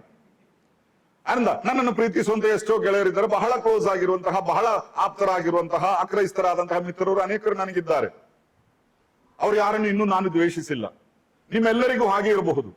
ಒಂದು ವೇಳೆ ಈ ಕ್ರೈಸ್ತ ಸಭೆಯಲ್ಲಿ ಇರೋದಕ್ಕಿಂತಲೂ ಹೆಚ್ಚಾಗಿ ನಿಮ್ಮೊಂದಿಗೆ ಆಪ್ತರಾಗಿರುವಂತಹ ಕೆಲವು ಮಿತ್ರರು ಹೊರಗಡೆ ನಿಮಗಿರಬಹುದು. ಆದ್ರೆ ಅವರಿಗೋಸ್ಕರ ನೀವು ಮಾಡಬಹುದಾದಂತಹ ಅತೀ ಒಂದು ದೊಡ್ಡ ಕಾರ್ಯ ಅಂದ್ರೆ ನಿರಂತರವಾಗಿ ದೇವರ ಮುಂದೆ ಅವರ ಹೆಸರು ಹೇಳಿ ನೀವು ಪ್ರಾರ್ಥಿಸಿರಿ. ನೀವು ಸಣ್ಣವರಾದ್ರೂ ನಿಮ್ಮ ಗೆಳೆಯರಿಗೋಸ್ಕರ ಅದನ್ನು ಮಾಡ್ಬೋದು. ಇಂದಲ್ಲ ನಾಳೆ ದೇವರು ಆ ಪ್ರಾರ್ಥನೆಗೆ ಒಂದು ಪ್ರತಿಫಲವನ್ನು, ಉತ್ತರವನ್ನು ಕೊಟ್ಟೇ ಕೊಡ್ತಾನೆ. ಅದನ್ನೇ ಇಲ್ಲಿ ಪೌಲನು ತಿಮೋಥೆನಿಗೆ ಹೇಳುವಂಥದ್ದು, ಎಲ್ಲ ಮನುಷ್ಯರಿಗೋಸ್ಕರ ನೀವು ಪ್ರಾರ್ಥನೆ ಮಾಡಬೇಕು. ಅವರಲ್ಲಿ ಒಳ್ಳೆಯ ಗುಣಗಳಿದ್ರೆ ಅದಕ್ಕೋಸ್ಕರ ದೇವರಿಗೆ ಸ್ತೋತ್ರ ಸಲ್ಲಿಸಬೇಕು. ಇನ್ನು ಎರಡನೇದಾಗಿ ಅದರ 2ನೇ ಮತ್ತು 3ನೇ ವಾಕ್ಯಕ್ಕೆ ನಾವು ಬರೋಣ. 2ನೇ ಅಧ್ಯಾಯದ 2 ಮತ್ತು 3ನೇ ವಾಕ್ಯವನ್ನು ಓದಿಕೊಳ್ಳುತ್ತೇನೆ. ನಮಗೆ ಸುಖ ಸಮಾಧಾನಗಳು ಉಂಟಾಗಿ ನಾವು ಪೂರ್ಣ ಭಕ್ತಿಯಿಂದಲೂ ಗೌರವದಿಂದಲೂ ಕಾಲಕ್ಷೇಪ ಮಾಡುವಂತೆ ಅರಸುಗಳಿಗಾಗಿಯೂ ಎಲ್ಲಾ ಅಧಿಕಾರಿಗಳಿಗಾಗಿಯೂ ವಿಜ್ಞಾಪನೆಗಳನ್ನು ಮಾಡಬೇಕು. ಹಾಗೆ ಮಾಡುವುದು ನಮ್ಮ ರಕ್ಷಕನಾದ ದೇವರ ಸನ್ನಿಧಿಯಲ್ಲಿ ಮೆಚ್ಚಿಕೆಯಾಗಿಯೂ ಯೋಗ್ಯವಾಗಿಯೂ ಅದೇ. ಇಲ್ಲಿ 2ನೇದಾಗಿ ಕಾಣುವಂಥದ್ದು, ಅರಸುಗಳಿಗಾಗಿಯೂ ಅಧಿಕಾರಿಗಳಿಗಾಗಿಯೂ ನೀವು ಪ್ರಾರ್ಥನೆ ಮಾಡಿರಿ. ಅಂದ್ರೆ ನಮ್ಮನ್ನು ಆಳುವವರನ್ನು, ನಮ್ಮ ಮೇಲೆ ಅಧಿಕಾರ ಉಳ್ಳವರನ್ನು ನೆನೆಸಿ ಅವರಿಗೋಸ್ಕರ ನಾವು ಪ್ರಾರ್ಥಿಸಬೇಕು. ಆಳುವವರು ಒಂದು ವೇಳೆ ನಮ್ಮ ಮಿತ್ರರಾಗಿರ್ಲಿಕ್ಕಿಲ್ಲ. ನಾನು ಮೊದಲು ಹೇಳಿದ ಎಲ್ಲಾ ಮನುಷ್ಯರು ಎಂಬುದಾಗಿ ಹೇಳಿದಾಗ ಅದರಲ್ಲಿ ನಮ್ಮ ಅನೇಕ ಮಿತ್ರರು ಒಳಗೊಂಡಿದ್ದಾರೆ. ಆದ್ರೆ ನಮ್ಮ ಮಿತ್ರರು ಎಂಬುದಾಗಿ ಹೇಳುವವರಲ್ಲ, ಆಳುವವರೆಲ್ಲ. ಉದಾಹರಣೆಗೆ ನಮ್ಮ ಪ್ರಧಾನಮಂತ್ರಿ ಮಾನ್ಯ ಶ್ರೀ ನರೇಂದ್ರ ಮೋದಿಜಿ ಅವರು ನನ್ನ ಫ್ರೆಂಡ್ ಎಂಬುದಾಗಿ ನಮ್ಗೆ ಯಾರಿಗೂ ಹೇಳಲಿಕ್ಕೆ ಆಗೋದಿಲ್ಲ ಅಲ್ವಾ? ಅವರನ್ನು ನೇರವಾಗಿ ನೋಡೇ ಇಲ್ಲ ನಾವು. ಆದ್ರೆ ಅವರು ನಮ್ಮನ್ನು ಆಳುವವರು, ಅವರಿಗೋಸ್ಕರ ನಾವು ಪ್ರಾರ್ಥನೆ ಮಾಡಬೇಕು. ಆ ಒಂದು ಮಂತ್ರಿ ಮಂಡಲಕ್ಕೋಸ್ಕರ ನಾವು ಪ್ರಾರ್ಥನೆ ಮಾಡಬೇಕು. ಇನ್ನು ನಮ್ಮ ಮೇಲಿರುವ ಅಧಿಕಾರಿಗಳು, ಸರ್ಕಾರಿ ಕಚೇರಿಗಳಲ್ಲಿ ಆಗ್ಲಿ, ಇನ್ನು ಅನೇಕ ಅಧಿಕಾರಿಗಳಿದ್ದಾರೆ, ಅವರಿಗೋಸ್ಕರ ನಾವು ಪ್ರಾರ್ಥನೆ ಮಾಡಬೇಕು. ಇದು ಬಹಳ ವ್ಯಕ್ತವಾಗಿ ದೇವರ ವಾಕ್ಯ ಹೇಳುವಂತಹ ಒಂದು ವಿಷಯ. ಅನೇಕ ಬಾರಿ ನಾವು ಕ್ರೈಸ್ತರು ಈ ಸರ್ಕಾರಕ್ಕೆ ವಿರುದ್ಧವಾಗಿ ನಾವು ಪ್ರಾರ್ಥನೆ ಮಾಡಬೇಕು, ಅವರನ್ನು ಇಳಿಸಬೇಕು, ಬೀಳಿಸಬೇಕು. ಯಾರ್ರೀ ನಾವೆಲ್ಲ ಇದೆಲ್ಲ ತೀರ್ಮಾನ ಮಾಡ್ಲಿಕ್ಕೆ? ಎಲೆಕ್ಷನ್ ಹತ್ರ ಆಗಿದೆ, ಈಗ ಎಲೆಕ್ಷನ್ ಸೀಸನ್. ಅದರಿಂದ ನಾನು ಹೇಳುವಂತ ಇದೆಲ್ಲ ರೆಕಾರ್ಡ್ ಮಾಡ್ತಾ ಇದ್ದಾರೆ, ಇನ್ನೊಂದ್ರ ಮೇಲೆಲ್ಲ ಕೇಸ್ ಬರ್ತದೆ ಅಂತ ನನಗೆ ಗೊತ್ತಿಲ್ಲ. ಅದರಿಂದ ನಾನು ಯಾರಿಗೆ ವಿರುದ್ಧವಾಗಿ ಏನು ಹೇಳ್ತಾ ಇಲ್ಲ, ಯಾವ ಪಕ್ಷದ ಪರವಾಗಿ ಏನು ಮಾತಾಡುತ್ತಾ ಇಲ್ಲ. ಆದರೆ ದೇವಜನರಾದ ನಮಗೆ ಈ ಬಹಿರಂಗ ರಾಜಕೀಯ ಬೇಡ. ರಾಜಕೀಯ ಮಾಡಬಾರ್ದು ಎಂಬುದಾಗಿ ಹೇಳೋದಲ್ಲ, ನೀವು ಓಟ್ ಹಾಕ್ಬಾರ್ದು ಎಂಬುದಾಗಿ ಹೇಳೋದಲ್ಲ. ನಾವೆಲ್ಲ ಓಟ್ ಹಾಕ್ಬೇಕು, ಅದು ನಮ್ಮ ಪ್ರಜಾಸತ್ತೆ ಹಕ್ಕು, ಅದು ತಪ್ಪಿಸಬಾರದು. ಸಾಧ್ಯವಾದಷ್ಟು ಯಾರು ಅದನ್ನು ಮಾಡದೇ ಇರಬಾರದು. ಆದ್ರೆ ಅದು ನಮ್ಮ ವೈಯಕ್ತಿಕ ವಿಷಯ, ನಮ್ಮ ಖಾಸಗಿ ವಿಷಯ. ಯಾರು ಆಳಬೇಕು ಎಂಬುದನ್ನು ತೀರ್ಮಾನಿಸುವವನು ನಮ್ಮ ದೇವರೇ ಆಗಿದ್ದಾನೆ, ನಾವಲ್ಲ. ಒಬ್ಬನನ್ನು ಅರಸನನ್ನಾಗಿ ಮಾಡುವುದು, ಅವನನ್ನು ಸ್ಥಾನದಿಂದ ಇಳಿಸುವುದು ದೇವರು ಮಾಡುವಂತ ಕೆಲಸ ಅಲ್ಲದೆ ಮನುಷ್ಯರಾದ ನಾವಲ್ಲ ಮಾಡಬೇಕಾದದ್ದು. ಇನ್ನು ನಮಗೆ ಏನಾದರೂ ತೊಂದರೆ ಆಗಿದ್ರೆ, ಕ್ರೈಸ್ತರೆಂಬುದಾಗಿ ಕರೆಸಿಕೊಂಡಂತಹ ನಮಗೆ ಸ್ವಾತಂತ್ರ್ಯವಿಲ್ಲ ಎಂಬಂತಹ ಒಂದು ಅನಿಸಿಕೆ ನಮ್ಮ ಮಧ್ಯದಲ್ಲಿ ಬಂದಿದ್ದರೆ ನಮ್ಮ ಪ್ರಾರ್ಥನೆ ಏನು? ಸ್ವಾತಂತ್ರ್ಯ ಕೊಡುವಂತಹ, ನಮಗೆ ಸ್ವಾತಂತ್ರ್ಯ ಕೊಡುವಂತಹ, ಆರಾಧನಾ ಸ್ವಾತಂತ್ರ್ಯ ಕೊಡುವಂತಹ, ಸ್ವಾರ್ಥ ಸೇವೆಗೆ ಸ್ವಾತಂತ್ರ್ಯ ಕೊಡುವಂತ ಒಂದು ಸರ್ಕಾರ ಬರಲಿ. ಅದು ಯಾರೇ ಆಗಲಿ, ನಮಗೇನು ತೊಂದರೆ ಇಲ್ಲ. ಅದರಿಂದ ಪಕ್ಷ ರಾಜಕೀಯ ನಮಗೆ ಬೇಡ. ಎಲೆಕ್ಷನ್ ಸೀಸನ್ ಆದ್ರಿಂದ ಈ ಮಾತನ್ನು ನಾನು ಹೇಳಿದ್ದೇನಷ್ಟೇ. ಆದ್ರೆ ಇಲ್ಲಿ ಹೇಳುವಂಥದ್ದು, ನಾವು ಅವರಿಗೋಸ್ಕರ ಪ್ರಾರ್ಥನೆ ಮಾಡಬೇಕು. ಅಧಿಕಾರಿಗಳಿಗೋಸ್ಕರ, ನಮ್ಮ ಮೇಲೆ ಎಷ್ಟೋ ಅಧಿಕಾರಿಗಳಿದ್ದಾರೆ. ಶಾಲೆಗೆ ಹೋಗುವಂತ ಮಕ್ಕಳು, ನಿಮ್ಮ ಮೇಲೆ ಅಧಿಕಾರಿಗಳಿದ್ದಾರೆ. ಒಂದು ವೇಳೆ ನಿಮ್ಮ ಅಧ್ಯಾಪಕರು, ನಿಮ್ಮ ಪ್ರಾಂಶುಪಾಲರು ಅಥವಾ ಇನ್ನು ಬೇರೆ ಕೆಲವು ಅಧಿಕಾರಿಗಳು ಎಲ್ಲ ನಿಮ್ಮ ಮೇಲೆ ಇರಬಹುದು. ಕೆಲಸಕ್ಕೆ ಹೋಗುವವರು, ನಿಮ್ಮ ಮೇಲೆ ಕೆಲವು ಅಧಿಕಾರಿಗಳಿದ್ದಾರೆ. ಅವರಿಗೋಸ್ಕರ ಎಲ್ಲ ನಾವು ಪ್ರಾರ್ಥಿಸಬೇಕು. ಅವರು ವಿಶ್ವಾಸಿಗಳಲ್ಲದ್ದರಿಂದ ಅವರ ಸ್ವಭಾವ ಒಂದು ವೇಳೆ ನಮ್ಮ ಸ್ವಭಾವದ ಹಾಗೆ ಆಗಿರ್ಲಿಕ್ಕಿಲ್ಲ, ವ್ಯತ್ಯಾಸ ಇರಬಹುದು. ಆದ್ರೆ ನಾವು ಪ್ರಾರ್ಥಿಸಬೇಕು. ಯಾಕೆ ಪ್ರಾರ್ಥಿಸಬೇಕು ಎಂಬುದಾಗಿಯೂ ಆತನು ಹೇಳುತ್ತಾನೆ. ನಮಗೆ ಸುಖ ಸಮಾಧಾನಗಳು ಉಂಟಾಗಿ ನಾವು ಪೂರ್ಣ ಭಕ್ತಿಯಿಂದಲೂ ಗೌರವದಿಂದಲೂ ಕಾಲಕ್ಷೇಪ ಮಾಡುವಂತೆ. ಹಾಗಾದ್ರೆ ನಾವು ಪ್ರಾರ್ಥನೆ ಮಾಡುವುದು ಯಾವುದಕ್ಕಾಗಿ? ನಮಗೋಸ್ಕರವೇ. ನಾವು ಪ್ರಾರ್ಥನೆ ಮಾಡುವುದು ಅವರಿಗೋಸ್ಕರವಾದರೂ ಅದರ ಫಲಾನುಭವಿಗಳು ನಾವೇ. ಅದನ್ನೇ ಇಲ್ಲಿ ಪೌಲನು ಹೇಳುವಂಥದ್ದು. ಆದ್ದರಿಂದ ಕರ್ತನೆ ಯಾರು ಬೇಕಾದ್ರೂ ಆಳಲಿ, ಆಳುವವರಿಗೆ ನೀನು ಸುಜ್ಞಾನವನ್ನು ಕೊಡು, ನಮಗೆ ಸುಖ ಸಮಾಧಾನ ಉಂಟಾಗಿ ನಾವು ಭಕ್ತಿಯಿಂದಲೂ ಗೌರವದಿಂದಲೂ ಕಾಲಕ್ಷೇಪ ಮಾಡುವುದಕ್ಕೆ ನಮಗೊಂದು ಅವಕಾಶ ಮಾಡಿಕೊಡು ಎಂಬುದಾಗಿ ನಾವು ಪ್ರಾರ್ಥಿಸಬೇಕು. ಅಂತ ನನ್ನನ್ನು ಕೇಳುವಂತಹ ನನ್ನ ಯವನ ಮಿತ್ರರೇ, ನಮ್ಮ ಸರ್ಕಾರಕ್ಕೋಸ್ಕರ ನಾವು ಪ್ರಾರ್ಥಿಸಬೇಕು. ಇದು ನಮ್ಮ ಹಂಗು, ಇದು ನಾವು ಅದಕ್ಕೆ ಬಾಧ್ಯರಾಗಿದ್ದೇವೆ. ಯಾಕಂದ್ರೆ ದೇವರೇ ಈ ವಿಷಯಗಳನ್ನ ಮಾಡಬೇಕು. ಇಲ್ಲಿ ಪೌಲನು ತಿಮೋಥೆನಿಗೆ ಬರೆಯುವಾಗ ಇನ್ನು ಅನೇಕ ವಾಕ್ಯಗಳನ್ನ ನೋಡುತ್ತೇವೆ. ನಿಮ್ಮನ್ನು ಆಳುವವರಿಗೆ ಅಧೀನರಾಗಿರಿ ಎಂಬುದಾಗೆಲ್ಲ ನಾವು ನೋಡುತ್ತೇವೆ. ಅಂದ್ರೆ ಯಾವ ಕಾರಣದಿಂದಲೂ ನಿಮ್ಮನ್ನು ಆಳುವವರಿಗೆ ವಿರುದ್ಧವಾಗಿ ದಂಗೇಳುವಂಥದ್ದು ಅದೆಲ್ಲ. ಸತ್ಯವನ್ನ ನಾವು ಚರ್ಚೆ ಮಾಡಬಹುದು. ನಮ್ಮ ರಾಜ್ಯದಲ್ಲಿ ಈ ರಾಜಕೀಯ ವಿಷಯಗಳನ್ನ ಚರ್ಚೆ ಮಾಡುವಂಥದ್ದು ಸರ್ವಸಾಧಾರಣ. ಆದ್ರೆ ಈ ವೈಯಕ್ತಿಕ ದ್ವೇಷ ಇದನ್ನೆಲ್ಲ ಇಟ್ಟುಕೊಂಡು ಅಂತಹ ಮಾತುಗಳೆಲ್ಲ ನಮ್ಮ ಬಾಯಲ್ಲಿ ಬರಬಾರದು. ದೇವರು ನಡೆಸಿಕೊಳ್ಳಿ. ಅದು ದೇವರ ವಾಕ್ಯದಲ್ಲಿ ನಾವು ಕಾಣುವಂತಹ ವಿಷಯ. ಇನ್ನು ಮೂರನೇದಾಗಿ ನಾವು ಕಾಣುವಂಥದ್ದು ಅದರ 4ನೇ ವಾಕ್ಯದಿಂದ 6ನೇ ವಾಕ್ಯದವರೆಗೆ ನಾವು ಬರುವಾಗ, 4ನೇ ವಾಕ್ಯದಿಂದ, ತಿಮೋಥೆನಿಗೆ ಬರೆದ 1ನೇ ಪತ್ರಿಕೆ 2ನೇ ಅಧ್ಯಾಯದ 4ನೇ ವಾಕ್ಯದಿಂದ, ಎಲ್ಲಾ ಮನುಷ್ಯರು ರಕ್ಷಣೆಯನ್ನು ಹೊಂದಿ ಸತ್ಯದ ಜ್ಞಾನಕ್ಕೆ ಸೇರಬೇಕೆಂದು ಆತನ ಚಿತ್ತವಾಗಿದೆ. ಏಕೆಂದರೆ ದೇವರು ಒಬ್ಬನೇ, ದೇವರಿಗೂ ಮನುಷ್ಯರಿಗೂ ಮಧ್ಯಸ್ಥನು ಒಬ್ಬನೇ. ಆತನು ಮನುಷ್ಯನಾಗಿರುವ ಕ್ರಿಸ್ತ ಯೇಸುವೆ. ಆತನು ಎಲ್ಲರ ವಿಮೋಚನಾರ್ಥವಾಗಿ ತನ್ನನ್ನು ಒಪ್ಪಿಸಿಬಿಟ್ಟನು. ಇದೇ ತಕ್ಕ ಸಮಯದಲ್ಲಿ ಹೇಳಬೇಕಾದ ಸಾಕ್ಷಿ ಎಂಬುದಾಗಿ ನಾವು ನೋಡೋರಾಗಿದ್ದೇವೆ. ಹಾಗಾದ್ರೆ ಮೂರನೇದಾಗಿ ನಾವಿಲ್ಲಿ ಕಾಣುವಂಥದ್ದು, ತಕ್ಕ ಸಮಯದಲ್ಲಿ ರಕ್ಷಣೆಯ ಸವಾರ್ತೆಯ ಸಾಕ್ಷಿಯನ್ನು ನಾವು ಹೇಳಬೇಕು. ಯಾವಾಗಲೂ ಹೇಳಲಿಕ್ಕೆ ಒಂದು ವೇಳೆ ಆಗ್ಲಿಕ್ಕಿಲ್ಲ. ಒಂದು ವೇಳೆ ಅದಕ್ಕೋಸ್ಕರವೇ ಅಲ್ಲಿ ಕನ್ನಡ ಭಾಷಾಂತರದಲ್ಲಿ ತಕ್ಕ ಸಮಯದಲ್ಲಿ ಎಂಬುದಾಗಿ ಹೇಳಿದ್ದಾನೆ. ಈ ತಕ್ಕ ಸಮಯ ಯಾವುದು? ದೇವರು ನಮಗೆ ಕೆಲವು ಸಮಯಾವಕಾಶಗಳನ್ನು ಒದಗಿಸಿ ಕೊಡುತ್ತಾನೆ. ಆಗ ನಾವು ಇದನ್ನ ಹೇಳಬೇಕು. ಅದು ಬಹಳ ವ್ಯಕ್ತವಾಗಿ ನಾವು ಕಾಣುವಂತಹ ಒಂದು ವಿಷಯ. ಯಾಕಂದ್ರೆ ಎಲ್ಲ ಮನುಷ್ಯರು ರಕ್ಷಣೆಯನ್ನು ಹೊಂದಿ ಸತ್ಯದ ಜ್ಞಾನಕ್ಕೆ ಬರಬೇಕೆಂಬುದು ದೇವರ ಚಿತ್ತವಾಗಿದೆ. ಕೆಲವರಲ್ಲ, ಎಲ್ಲರೂ. ಹಿಂದಿನ ವಾಕ್ಯಕ್ಕೆ ನಾನು ಮತ್ತೊಮ್ಮೆ ಬರ್ತೇನೆ. 1ನೇ ವಾಕ್ಯದಲ್ಲಿ ನಾವು ನೋಡಿದ್ದೇನು, ಎಲ್ಲ ಮನುಷ್ಯರಿಗೋಸ್ಕರ ನೀವು ಪ್ರಾರ್ಥನೆ ಮಾಡಿರಿ. ಯಾಕೆ? ಅದರ 4ನೇ ವಾಕ್ಯದಲ್ಲಿ ಕಾಣುವಂಥದ್ದು, ಎಲ್ಲ ಮನುಷ್ಯರು ರಕ್ಷಣೆ ಹೊಂದಬೇಕೆಂಬುದು ದೇವರ ಚಿತ್ತವಾಗಿದೆ. ಎಲ್ಲ ಮನುಷ್ಯರು ರಕ್ಷಣೆ ಹೊಂದಬೇಕೆಂಬುದು ದೇವರ ಚಿತ್ತವಾಗಿದ್ದರೆ ಎಲ್ಲ ಮನುಷ್ಯರಿಗೋಸ್ಕರ ನಾವು ಪ್ರಾರ್ಥಿಸಬೇಕು. ಆದರೆ ಅದರಿಂದ ನಮ್ಮ ಪ್ರಾರ್ಥನೆಯ ಮುಖ್ಯ ವಿಷಯ ಏನಾಗಿರ್ಬೇಕು? ಕರ್ತನೆ ಈ ಸಮೂಹವನ್ನು, ಈ ಜನಾಂಗವನ್ನು ರಕ್ಷಣೆಗೆ ನಡೆಸು. ಇದು ನಮ್ಮ ಒಂದು ದೊಡ್ಡ ಪ್ರಾರ್ಥನೆ ಆಗಿರಬೇಕು ಎಂಬುದಾಗಿ ನಾವು ನೆನೆಸಿಕೊಳ್ಳಬೇಕು. ಜನರ ರಕ್ಷಣೆಗೋಸ್ಕರ. ನಾವು ಪ್ರಾರ್ಥಿಸಬೇಕು. ಒಂದು ಮಧ್ಯಸ್ಥಿಕ ಪ್ರಾರ್ಥನೆ, ಹೆಸರು ಹೇಳಿ ಅವರಿಗೋಸ್ಕರ ಪ್ರಾರ್ಥಿಸುವಂಥದ್ದು. ಒಂದು ವೇಳೆ ನಾವು ಪ್ರಾರ್ಥಿಸಿದವರೆಲ್ಲರೂ ರಕ್ಷಿಸಲ್ಪಟ್ಟಿರಲಿಕ್ಕಿಲ್ಲ, ಆದ್ರೆ ಅವರು ರಕ್ಷಿಸಲ್ಪಡಬೇಕೆಂಬುದು ದೇವರ ಚಿತ್ತ ಎಂಬುದಾಗಿ ನಾವಿಲ್ಲಿ ನೋಡುತ್ತೇವೆ. ಕರ್ತನ ಪೂರ್ವ ಜ್ಞಾನದಲ್ಲಿ ದೇವರು ಅವರನ್ನು ಕಂಡುಕೊಂಡಿದ್ದರೆ ತಕ್ಕ ಸಮಯದಲ್ಲಿ ಆತನು ಅವರನ್ನು ಕ್ರಿಸ್ತನ ಕಡೆಗೆ ನಡೆಸುತ್ತಾನೆ. ಅದನ್ನು ನಾವು ಅಲ್ಲಗಳೆಯುವುದಿಲ್ಲ. ಆದರೆ ನಮ್ಮ ಮೇಲಿರುವ ಜವಾಬ್ದಾರಿ ಏನು? ಅವರಿಗೋಸ್ಕರ ನೀವು ಪ್ರಾರ್ಥನೆ ಮಾಡಿರಿ, ಅವರಿಗೆ ತಕ್ಕ ಸಮಯದಲ್ಲಿ ಸುವಾರ್ತೆ ಹೇಳಿರಿ, ರಕ್ಷಣೆಯ ಸಂದೇಶವನ್ನು ಅವರಿಗೆ ಹೇಳಿರಿ. ಹಾಗಾದ್ರೆ ಮೂರನೇದಾಗಿ ನಾವಲ್ಲಿ ಕಾಣುವಂಥದ್ದು, ನಾವು ತಕ್ಕ ಸಮಯದಲ್ಲಿ ಸಾಕ್ಷಿ ಹೇಳುವವರಾಗಿರಬೇಕು. ಆದ್ರೆ ಸಾಕ್ಷಿ ಹೇಳುವ ಮೊದಲು ಅವರಿಗೋಸ್ಕರ ಪ್ರಾರ್ಥನೆ ಮಾಡಿದವರಾಗಿರಬೇಕು. ಅಲ್ಲದೆ ಪ್ರಾರ್ಥನೆ ಮಾಡದೆ ಸಾಕ್ಷಿ ಹೇಳುವುದರಿಂದ ಯಾವ ಪ್ರಯೋಜನವೂ ಇಲ್ಲ. ಆದ್ದರಿಂದಲೇ ಮೊದಲನೇ ವಾಕ್ಯದಲ್ಲಿ ಎಲ್ಲಾ ಸಮಯಗಳಲ್ಲಿಯೂ ಎಲ್ಲರಿಗೋಸ್ಕರ ನೀವು ಪ್ರಾರ್ಥನೆ ಮಾಡಿ, ಅಂದ್ರೆ ಎಲ್ಲಕ್ಕಿಂತ ಮೊದಲು ಎಲ್ಲರಿಗೋಸ್ಕರ ಪ್ರಾರ್ಥನೆ ಮಾಡಿರಿ, ಆಮೇಲೆ ಹೇಳುವಂಥದ್ದು ಎಲ್ಲರಿಗೆ ಸಾಕ್ಷಿ ಹೇಳಿರಿ. ಅಂದ್ರೆ ಪ್ರಾರ್ಥನೆ ಇಲ್ಲದೆ ಯಾವ ಸಾಕ್ಷಿಯೂ ಫಲಪ್ರದವಾಗುವುದಿಲ್ಲ.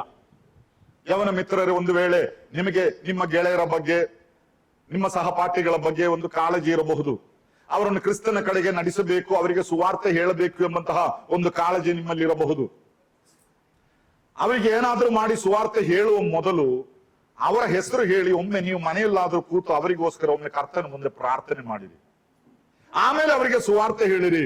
ಅದರಿಂದ ತುಂಬಾ ಪ್ರಯೋಜನ ಉಂಟಾಗುತ್ತದೆ. ತಕ್ಕ ಸಮಯದಲ್ಲಿ ಕರ್ತನು ಸಮಯವನ್ನು ಒದಗಿಸಿ ಕೊಡುತ್ತಾನೆ.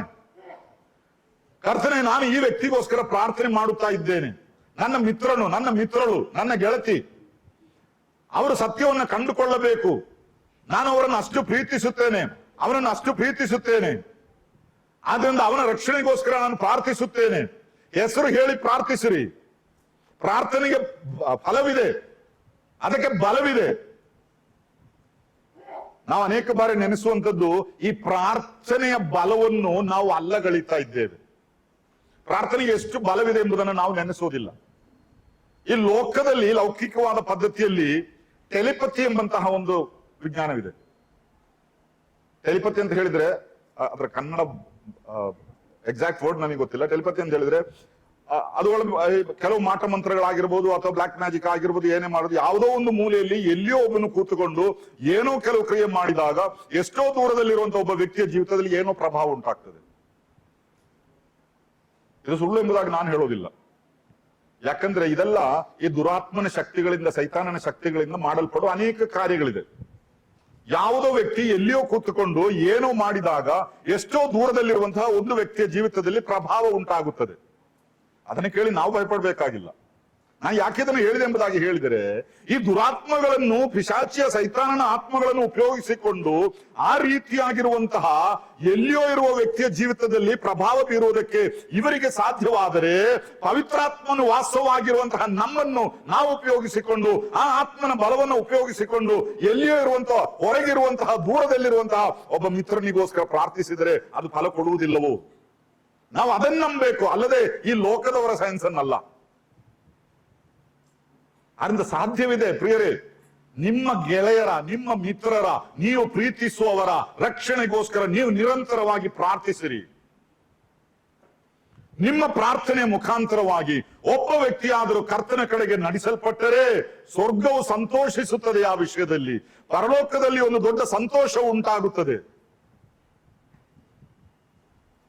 ಹಾಗೆ ನೀವು ನಿರಂತರವಾಗಿ ಅವರಿಗೋಸ್ಕರ ಹೃದಯ ಭಾರವುಳ್ಳವರಾಗಿದ್ದರೆ ದೇವರು ನಿಮಗೆ ಒಂದು ಸಂದರ್ಭವನ್ನು ಒದಗಿಸಿಕೊಡುತ್ತಾನೆ. ಆಗ ಅವರಿಗೆ ನೀವು ಯಥಾರ್ಥವಾದ ಸತ್ಯವನ್ನು ಹೇಳಬಹುದು, ಸಾಕ್ಷಿ ಹೇಳಬಹುದು.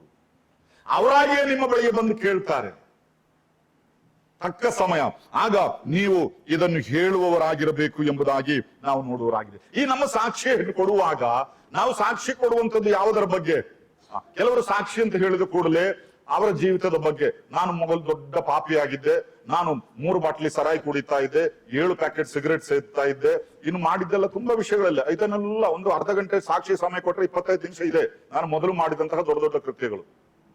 ಅದಲ್ಲ ಸಾಕ್ಷಿ ಎಂಬುದಾಗಿ ಹೇಳಿದರೆ. ಅದೆಲ್ಲ ಯಾರಿಗ್ ಬೇಕ್ರಿ ಕೇಳಲಿಕ್ಕೆ? ಅದನ್ನೆಲ್ಲ ಕೇಳಿದಾಗ, ಅಯ್ಯೋ ಇಷ್ಟು ದೊಡ್ಡ ಪಾಪಿಯನ್ನು ದೇವರು ರಕ್ಷಿಸಿದಾನಲ್ಲ, ಅವನು ದೊಡ್ಡವನು, ಅವನ ಸಭೆಗೆ ಬಂದ್ರೆ ಅವನಿಗೆ ಮತ್ತೆ ಪ್ರಸಂಗ. ಇಲ್ಲಿ ಪಾಪ ನಮ್ಮ ಮಕ್ಕಳು ಚಿಕ್ಕ ಪ್ರಾಯದಿಂದ ದೇವರ ವಾಕ್ಯ ಓದಿಕೊಂಡು ಪ್ರಾರ್ಥನೆ ಮಾಡಿಕೊಂಡು ದೇವರ ಭಯಭಕ್ತಿಯಲ್ಲಿ ಬೆಳ್ಕೊಂಡು ಬಂದವರಿಗೆ ಅಷ್ಟು ಬೆಲೆ ಇಲ್ಲ. ಅದರಿಂದ ಇಂಥ ಸಾಕ್ಷಿಗಳಿಗೆಲ್ಲ ಹೆಚ್ಚು ಬೆಲೆ ಕೊಡ್ಬೇಕಾಗಿಲ್ಲ. ನಾನು ಸತ್ಯ ಹೇಳ್ತೇನೆ.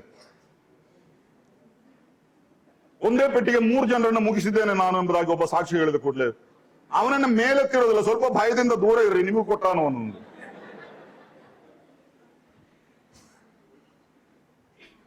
ನಾನು ಹೇಳುವಂಥದ್ದು, ನಮ್ಮ ಸಾಕ್ಷಿಯ ಪ್ರಮುಖ ವಿಷಯಗಳು ಏನು ಎಂಬುದಾಗಿ ಇಲ್ಲಿ ನಾವು ನೋಡುತ್ತೇವೆ. ಅಲ್ಲಿ ಆತನು ಹೇಳುವಂಥದ್ದೇನು? ದೇವರು ಒಬ್ಬನೇ. ಅದೇ ವಾಕ್ಯದಲ್ಲಿ ನಾವು ನೋಡುತ್ತೇವೆ. ದೇವರಿಗೂ ಮನುಷ್ಯರಿಗೂ ಮಧ್ಯಸ್ಥನು ಒಬ್ಬನೇ. ಆತನು ಮನುಷ್ಯನಾಗಿರುವ ಕ್ರಿಸ್ತನೇ. ಆತನು ಎಲ್ಲರ ಅರ್ಥವಾಗಿ ತನ್ನನ್ನು ಒಪ್ಪಿಸಿಕೊಟ್ಟನು. ಇದು ಸಾಕ್ಷಿಯಲ್ಲಿ ಒಳಗೊಳ್ಳಬೇಕಾದಂತಹ ವಿಷಯ. ಕ್ರಿಸ್ತನಿಗೋಸ್ಕರ ರಕ್ಷಣೆ ಸಾಕ್ಷಿ ಹೇಳುವಾಗ ನಮ್ಮ ವಿಷಯ ತುಂಬಾ ಹೇಳೋಲ್ಲ, ಒಂದೆರಡು ಮಾತಲ್ಲಿ ಮಹಾದೊಡ್ಡ ಪಾಪಿ ಆಗಿದ್ದಂತಹ ನಾನು ಎಂಬುದಾಗಿ ಎಲ್ಲ ಹೇಳ್ಬೋದು. ಆದರೆ ಹೆಚ್ಚು ಮಾತಾಡಬೇಕಾದದ್ದು ಕ್ರಿಸ್ತನ ಬಗ್ಗೆ. ಅದೇ ಅಲ್ಲಿ ಹೇಳುವಂಥದ್ದು. ದೇವರು ಒಬ್ಬನೇ ದೇವರು. ಅಂದ್ರೆ ಜನರಿಗೆ ಇರುವಂತಹ ಈ ಸಮಸ್ಯೆಯನ್ನು ಭಾರತದಲ್ಲಿರುವ ಹೆಚ್ಚಿನವರು ಒಂದೇ ದೇವರು ಎಂಬುದಾಗಿ ನಂಬುವವರೇ. ಆದ್ರೆ ಸಮಸ್ಯೆ ಯಾರು ಸರಿಯಾದ ದೇವರು ಎಂಬಂಥದ್ದು. ಇನ್ನು ದೇವರಿಗೂ ಮನುಷ್ಯರಿಗೂ ಮಧ್ಯಸ್ಥನು ಒಬ್ಬನೇ, ಅದು ಕರ್ತನಾದ ಯೇಸು ಕ್ರಿಸ್ತನೇ. ಆ ರೀತಿಯಾಗಿ ಯೇಸು ಕ್ರಿಸ್ತನನ್ನು ನಾವು ಅಲ್ಲಿ ಪ್ರಸಿದ್ಧಪಡಿಸಬೇಕು. ಆತನು ಎಲ್ಲರ ವಿಮೋಚನಾರ್ಥವಾಗಿ ತನ್ನನ್ನು ಒಪ್ಪಿಸಿಕೊಟ್ಟನು. ಅಂದ್ರೆ ಶಿಲುಬೆಯ ಮರವನ್ನು ಏರಿ ನಮಗೋಸ್ಕರ ಪ್ರಾಣವನ್ನು ಕೊಟ್ಟನು. ಇದಿಲ್ಲದ ಸುವಾರ್ತೆ ಸಾಕ್ಷಿ. ಈ ಸಂದೇಶವಿಲ್ಲದಂತಹ ಸಾಕ್ಷಿ ಒಂದು ಸುವಾರ್ಥ ಸಾಕ್ಷಿ ಅಲ್ಲ. ಅಲ್ಲದೆ ನಾನು ಮೊದಲು ಮಾಡಿದ್ದನ್ನೆಲ್ಲ ಹೇಳಿಕೊಂಡಿದ್ರೆ. ಅದರಿಂದ ಈ ವಿಷಯಗಳಲ್ಲಿ ನೀವು ತುಂಬಾ ಜಾಗ್ರತೆ ವಹಿಸಬೇಕು. ನಾನು ಯಾವಾಗಲೂ ಯವನಸ್ಥರೊಂದಿಗೆ ಹೇಳುವಂತಹ ಒಂದು ಮಾತು, ಕ್ರಿಸ್ತನ ವಿಷಯವಾಗಿರುವಂತಹ ಆ ಕ್ರಿಸ್ತ ಶಾಸ್ತ್ರ ಅಥವಾ ಕ್ರಿಸ್ಟಾಲಜಿ ಎಂಬುದಾಗಿ ನಾವು ಹೇಳುತ್ತೇವೆ, ಅದು ಎಷ್ಟು ಕಲಿತರೂ ಮುಗಿಯೋದಿಲ್ಲ. ಅಷ್ಟು ವಿಷಯದ ಕ್ರಿಸ್ತನ ಬಗ್ಗೆ ನೀವು ಎಷ್ಟು ಯೇಸು ಕ್ರಿಸ್ತನ ಬಗ್ಗೆ ಅಧ್ಯಯನ ಮಾಡಿ ಕಲಿತುಕೊಳ್ಳುತ್ತೀರೋ ಸುವಾರ್ತೆ ಹೇಳುವುದಕ್ಕೆ ನಿಮಗೆ ಅಷ್ಟು ಸುಲಭವಾಗ್ತದೆ. ಯೇಸು ಕ್ರಿಸ್ತನ ಬಗ್ಗೆ ಪೂರ್ಣವಾದಂತಹ ಈ ಒಂದು 4 ವಿಷಯಗಳು. ಒಬ್ಬನೇ ದೇವರು, ಯೇಸು ಕ್ರಿಸ್ತನ ದೇವರು. ಮನುಷ್ಯರಿಗೂ ದೇವರಿಗೂ ಮಧ್ಯಸ್ಥನು ಒಬ್ಬನೇ, ಆತನು ಕ್ರಿಸ್ತನು. ಎಲ್ಲರ ವಿಮೋಚಾರ್ಥನವಾಗಿ ತನ್ನನ್ನು ಒಪ್ಪಿಸಿಕೊಟ್ಟವನು. ಇದನ್ನೆಲ್ಲ ಒಮ್ಮೆ ನಾವು ವಿವರಿಸಿ ತಿಳಿದುಕೊಂಡರೆ, ಯಾವ ಸಮಯದಲ್ಲಿ ಯಾರು ಹೇಳಿದ್ರು ಸುವಾರ್ತೆ ಹೇಳಲಿಕ್ಕೆ ನಮಗೆ ಬಹಳ ಸುಲಭ. ಸುವಾರ್ತೆ ಹೇಳಿ ಎಂಬುದಾಗಿ ಹೇಳಿದ ಕೂಡಲೇ ಅಯ್ಯೋ ಹೆದರಬೇಕಾಗಿಲ್ಲ. ಯಾಕಂದ್ರೆ ಕ್ರಿಸ್ತನಲ್ಲ ಬೇರೆ ಏನು ನಮ್ಮ ಸುವಾರ್ತೆ. ನಾವಾದರೂ ಶಿಲುಬೆಗೆ ಏರಿಸಲ್ಪಟ್ಟ ಕ್ರಿಸ್ತನನ್ನು ಪ್ರಚುರಪಡಿಸುತ್ತೇವೆ ಎಂಬುದಾಗಿ ಪೌಲನು ಹೇಳ್ತಾನೆ. ಅದೇ ಸುವಾರ್ತೆ. ಅದರ ತಕ್ಕ ಸಮಯದಲ್ಲಿ ನಾವು ಹೇಳಬೇಕಾದ ಸಾಕ್ಷಿ. ಇನ್ನು 4ನೇದಾಗಿ ನಾವು ಅದರ 2ನೇ ಅಧ್ಯಾಯದ 7ನೇ ವಾಕ್ಯಕ್ಕೆ ಬರೋಣ. ತಿಮೋಥಿಯನಿಗೆ ಬರೆದ 1ನೇ ಪತ್ರಿಕೆ 2ನೇ ಅಧ್ಯಾಯದ 7ನೇ ವಾಕ್ಯ. ಆ ಸಾಕ್ಷಿಯನ್ನು ಪ್ರಸಿದ್ಧಿಪಡಿಸುವುದಕ್ಕಾಗಿಯೇ ನಾನು ಸಾರುವವನಾಗಿಯೂ ಅಪೋಸ್ತೋಲನಾಗಿಯೂ ನಂಬಿಕೆಯಿಂದಲೂ ಸತ್ಯದಿಂದಲೂ ಅನ್ಯ ಜನರಿಗೆ ಬೋಧಿಸುವವನಾಗಿಯೂ ನೇಮಿಸಲ್ಪಟ್ಟೆನು. ಆಮೇಲೆ ನಾನು ಇಂಥವನೆಂಬುದು ಸುಳ್ಳಲ್ಲ ಸತ್ಯವೇ. ನಾನು ಇಂಥವನೆಂಬುದು ಸುಳ್ಳಲ್ಲ ಸತ್ಯವೇ. ಅಲ್ಲಿ ನಾವು ನೋಡುವಂಥದ್ದು, ನಾವು ಹೇಳುವ ಸಾಕ್ಷಿಯು ಸತ್ಯವು ಸ್ವಂತ ಅನುಭವವೂ ಆಗಿರಬೇಕು. ಅಂದರೆ ಸಾಕ್ಷಿ ಹೇಳುವವನು ಸ್ವಯಂ ರಕ್ಷಿಸಲ್ಪಟ್ಟವನಾಗಿರಬೇಕು. ಕ್ರಿಸ್ತನ ಸೇವೆಯಲ್ಲಿ, ಸುವಾರ್ಥ ಪ್ರಸರಣದಲ್ಲಿ ಯಾವುದೇ ಒಂದು ಪಾಲುಳ್ಳವರು, ನಾವು ಈ ಪ್ರಸಂಗ ಮಾಡುವಂಥದ್ದು, ಸುವಾರ್ತೆ ಸಾರುವಂಥದ್ದು, ನೀವು ನೆನೆಸಬಹುದು ಜೋಸ್ ಮ್ಯಾಥ್ಯೂಸ್ ಬಂದಿದ್ದಾರೆ, ಆಲ್ಬರ್ಟ್ ಸುನಿಲ್ ಬಂದಿದ್ದಾರೆ, ಅವರು ಸುವಾರ್ಥ ನಾವಲ್ಲ, ನಾವೆಲ್ಲ ಒಟ್ಟಿಗೆ ಮಾಡುವಂಥದ್ದು. ನಮ್ಗೆ ಇದೆಲ್ಲ ಒಂದು ಪಾಲುದಾರಿಕೆಯ ಸೇವೆ. ಇದನ್ನ ಇಲ್ಲಿ ಕ್ರೋಢೀಕರಿಸಿ ಈ ಸೇವೆ ನಡೆಸುವಂತಹ ಅನೇಕ ಮಕ್ಕಳಿದ್ದ ದೇವಜನರಿದ್ದಾರೆ. ಇಲ್ಲಿ ಹಾಡುಗಳನ್ನು ಹಾಡಿ ನಮಗೆ ಆತ್ಮಿಕ ಸತ್ಯಗಳನ್ನು ತಿಳಿಸುವಂತಹ ಜನರಿದ್ದಾರೆ. ಇಲ್ಲಿ ದೇವರ ವಾಕ್ಯವನ್ನು ಬೋಧಿಸುವಂತವರು. ನಾವೆಲ್ಲ ಒಟ್ಟಿಗೆ ಈ ಕೆಲಸ ಮಾಡುವಂಥದ್ದು. ಇದೆಲ್ಲದರ ಹುದುವಾದ ಪರಿಣಾಮವೇ ಎಲ್ಲರಿಗೂ ಲಭಿಸುವಂಥದ್ದು. ಅಲ್ಲದೆ ಒಬ್ಬ ವ್ಯಕ್ತಿಯ ಪ್ರಸಂಗವಲ್ಲ. ಈ ಮೊದಲು ಪ್ರಾರ್ಥನೆ ಮಾಡಿದವರು, ಇದಕ್ಕೋಸ್ಕರ ಸಿದ್ಧತೆಗಳನ್ನು ಮಾಡಿದವರು, ಇಲ್ಲಿ ಹಾಡು ಹಾಡಿದವರು, ಅವರೆಲ್ಲ ನಿಮ್ಮ ಮನಸ್ಸನ್ನು ಹೃದಯವನ್ನು ಸಜ್ಜುಗೊಳಿಸಿ ನಮ್ಮ ಕೈಗೆ ಕೊಟ್ಟದ್ರಿಂದಲೇ ಈ ರೀತಿಯಾಗಿ ನಾವು ಇಲ್ಲಿ ವಾಕ್ಯ ಹೇಳಬಹುದು. ಅದರಿಂದ ಇದೆಲ್ಲರಿಗೂ ಸೇರಿದಂತಹ ಒಂದು ಸೇವೆ. ಅದನ್ನ ನಾವೆಲ್ಲರೂ ಹುದುವಾಗಿ ಈ ಸ್ವಾರ್ಥ ಸೇವೆಯನ್ನು ಮಾಡುವಾಗ ಇಲ್ಲಿ ನೆನೆಸಿಕೊಳ್ಳಬೇಕಾದದ್ದು, ನಾವು ಹೇಳುವುದು ಸತ್ಯವೇ ಆಗಿರಬೇಕು, ಅದರಲ್ಲಿ ಸುಳ್ಳಿರಬಾರದು. ಅದನ್ನು ಇಲ್ಲಿ ಪೌಲನು ಹೇಳುವಂಥದ್ದು. ಅಂದ್ರೆ ಇದು ನಮ್ಮ ಅನುಭವ ಆಗಿರಬೇಕು. ಪ್ರಸಂಗ ಮಾಡುವವರು ಅವರು ಒಳ್ಳೆ ಪ್ರಸಂಗಿ ಆಗಿರಬೇಕು, ಸಭೆಯಿಂದ ಕಳಿಸಲ್ಪಟ್ಟವರಾಗಿರಬೇಕು, ಶಿಫಾರಸು ಪತ್ರ ಹೊಂದಿದವರಾಗಿರಬೇಕು, ಇದೆಲ್ಲ ನಾವು ತುಂಬಾ ಕಂಡೀಷನ್ ಎಲ್ಲ ಹಾಕೊಳ್ತೇವೆ. ಬಾಕಿ ಎಲ್ಲ ಅದಕ್ಕೆ ನಾನೊಂದು ವಿಷಯ ಹೇಳ್ತೇನೆ, ರಕ್ಷಿಸಲ್ಪಡದಂತಹ ಒಬ್ಬ ವ್ಯಕ್ತಿ ಈ ವೇದಿಕೆ ಮೇಲೆ ನಿಂತುಕೊಂಡು ಮ್ಯೂಸಿಕ್ ಆಗಲಿ ಹಾಡಾಗಲಿ ಯಾವುದನ್ನು ಮಾಡಬಾರದು. ಇದು ದೇವಜನರ ಸೇವೆ, ದೇವಜನರಿಗೋಸ್ಕರ ಮಾತ್ರ ಸೀಮಿತವಾದಂತಹ ಸೇವೆ. ಆದರೆ ಮಾತ್ರವೇ ನಾವು ಪ್ರತಿಫಲವನ್ನು ಹೊಂದುವವರಾಗಿದ್ದೇವೆ. ದೇವಜನರು ಹಾಡುಗಳನ್ನು ಹಾಡುವಾಗ ಅವರ ಸ್ವರ ಎಲ್ಲ ತುಂಬಾ ಮಧುರವಾಗಿರಬಹುದು. ಒಂದು ವೇಳೆ ಅಲ್ಲದಿದ್ದರೂ ಅಪ್ಪನ ಮುಂದೆ ಮಕ್ಕಳು ಮಾತಾಡಿದ ಹಾಗೆ ಅದನ್ನು ದೇವರು ಮಾನಿಸ್ತಾನೆ. ಅದೇ ಇಲ್ಲಿ ಪೌಲನು ಹೇಳುವಂಥದ್ದು. ನಾವು ಹೇಳುವ ಸಾಕ್ಷಿ ಸತ್ಯವೂ ಸ್ವಂತ ಅನುಭವವೂ ಆಗಿರಬೇಕು ಅಂತ ಮೊದಲು ನಾವು ರಕ್ಷಿಸಲ್ಪಡೋಣ. ಕ್ರಿಸ್ತನೊಂದಿಗೆ ಒಂದು ಅನ್ಯೋನ್ಯತೆಯನ್ನು ನಾವು ಬೆಳೆಸಿಕೊಳ್ಳೋಣ. ಆಮೇಲೆ ನಾನು ಒಮ್ಮೆ ಅಮೆರಿಕಕ್ಕೆ ಯಾವುದೋ ಸ್ವಾರ್ಥ ಸೇವೆಗಾಗಿ ಹೋದಂತ ಸಂದರ್ಭದಲ್ಲಿ ಅಲ್ಲಿ ಒಂದು ಮ್ಯೂಸಿಕ್ ಟೀಮ್ನವರು ಬಂದಿದ್ರು.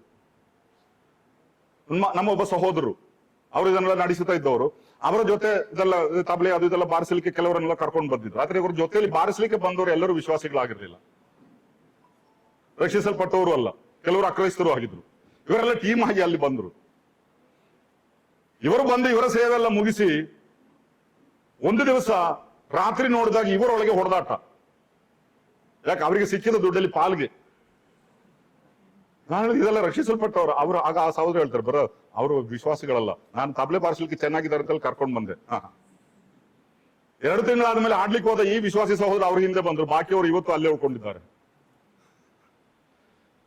ನಾನು ಹೇಳುವಂಥದ್ದು, ಈ ಸೇವೆ ಎಂಬಂಥದ್ದು ವಿಶ್ವಾಸಿಗಳಿಂದ, ದೇವಜನರಿಂದ ಮಾಡಲ್ಪಡಬೇಕಾದದ್ದು. ಅದೇ ಪೌಲನಲ್ಲಿ ಹೇಳುವಂಥದ್ದು. ಬಹಳ ವ್ಯಕ್ತವಾಗಿ ಹೇಳುತ್ತಾನೆ, ನಾನು ಹೇಳುವಂಥದ್ದು, ನಾನು ಇಂಥವನೆಂಬುದು ಸುಳ್ಳಲ್ಲ, ಸತ್ಯವೇ. ಅಂದ್ರೆ ನಾನು ಇಲ್ಲಿ ಏನೇನು ಪ್ರಸಂಗ ಮಾಡುತ್ತಿದ್ದೇನೋ ಅದೆಲ್ಲ ಸುಳ್ಳಲ್ಲ, ಅದು ಸತ್ಯವೇ. ಅಂದ್ರೆ ನಮ್ಮ ಆತ್ಮೀಕ ಜೀವಿತದ ಬಗ್ಗೆ ನಾವು ಮೊದಲು ರಕ್ಷಿಸಲ್ಪಡಬೇಕು, ಆಮೇಲೆ. ಅಲ್ಲದೆ ಯೇಸು ಕ್ರಿಸ್ತನೊಂದಿಗೆ ಯಾವುದೇ ಸಂಬಂಧವಿಲ್ಲದವನು ಯೇಸು ಕ್ರಿಸ್ತನನ್ನು ಸ್ವೀಕರಿಸಿ ಎಂಬುದಾಗಿ ಹೇಳಿದರೆ ಅದು ದೊಡ್ಡ ಕಪಟತನ. ಅದು ಸ್ವಂತ ಅನುಭವವೇ ನಮ್ಮ ಸಾಕ್ಷಿಯಾಗಿರಬೇಕು. ಇದು ಬಹಳ ವ್ಯಕ್ತವಾಗಿ ನಾವು ಕಾಣುವಂತಹ ವಿಷಯವಾಗಿದೆ. ಇನ್ನು 5ನೇದಾಗಿ ನಾವು ಕಾಣುವಂತಹ ವಿಷಯ, ಅದರ 8ನೇ ವಾಕ್ಯವನ್ನು ನಾವು ಓದೋಣ. ತಿಮೋಥೆಯನಿಗೆ ಬರೆದ 1ನೇ ಪತ್ರಿಕೆ 2ನೇ ಅಧ್ಯಾಯದ 8ನೇ ವಾಕ್ಯ. ಹೀಗಿರಲಾಗಿ ಪುರುಷರು ಎಲ್ಲಾ ಸ್ಥಳಗಳಲ್ಲಿ ಕೋಪವೂ ವಾಗ್ವಾದವೂ ಇಲ್ಲದವರಾಗಿ ಭಕ್ತಿಪೂರ್ವಕವಾಗಿಯೇ ಕೈಗಳನ್ನೆತ್ತಿ ಪ್ರಾರ್ಥಿಸಬೇಕೆಂದು ಅಪೇಕ್ಷಿಸುತ್ತೇನೆ.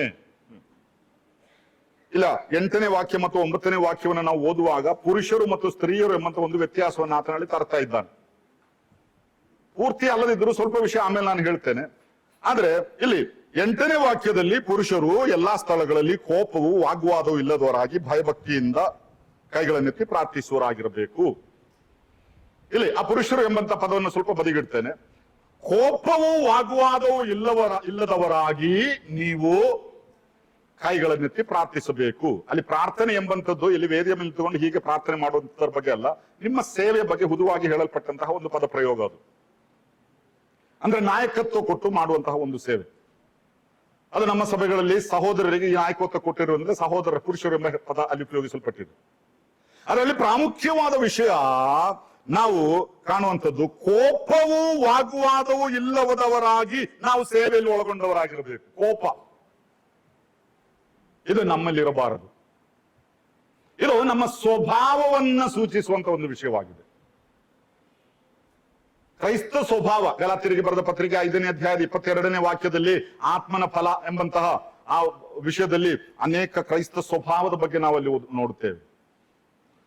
ಅದನ್ನ ನಾವು ಕೋಪಗೊಳ್ಳುವವರಾಗಿರಬಾರದು. ಕೋಪ ಅದು ಬಹಳ ದೊಡ್ಡ ವಿನಾಶಗಳನ್ನು ನಮ್ಮ ಮಧ್ಯದಲ್ಲಿ ಉಂಟು ಮಾಡುವಂತಹ ವಿಷಯ.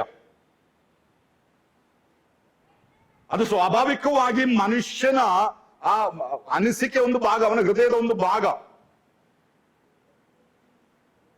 ಕೋಪ ಎಂಬಂಥದ್ದು ಎಲ್ಲರಲ್ಲಿ ಇದೆ ಸ್ವಲ್ಪ ಮಟ್ಟಿಗೆ. ಆದ್ರೆ ಆ ಕೋಪವನ್ನು ನಾವು ಹೇಗೆ ಪ್ರದರ್ಶಿಸುತ್ತೇವೆ ಎಂಬುದಾಗಿ, ಕನ್ನಡದಲ್ಲಿ ನವರಸಗಳು ಎಂಬುದಾಗಿ ಹೇಳ್ತೇವಲ್ಲ, ಕೆಲವರಿಗಾದ್ರೆ ಗೊತ್ತಿರ್ಬೋದು. ಅದರಲ್ಲಿ ಕೋಪ, ಕ್ರೋಧ, ಪ್ರೀತಿ, ಈಗ ಅನೇಕ ವಿಷಯಗಳಿದೆ. ಏನು ಅವರಸಗಳಲ್ಲಿ ಒಂದೇ ಕೋಪ ಎಂಬಂಥದ್ದು. ಅಂದರೆ ಪ್ರತಿಯೊಬ್ಬ ಮನುಷ್ಯನ ಜೀವಿತದಲ್ಲಿ ಕೋಪ ಎಂಬಂಥದ್ದು ಇದೆ. ಅದು ಸ್ವಲ್ಪ ಮಟ್ಟಿಗೆ ಇರಲೇಬೇಕು, ಇಲ್ಲದಿದ್ರೆ ಅವನಿಗೆ ಬದುಕಲಿಕ್ಕೆ ಆಗೋದಿಲ್ಲ.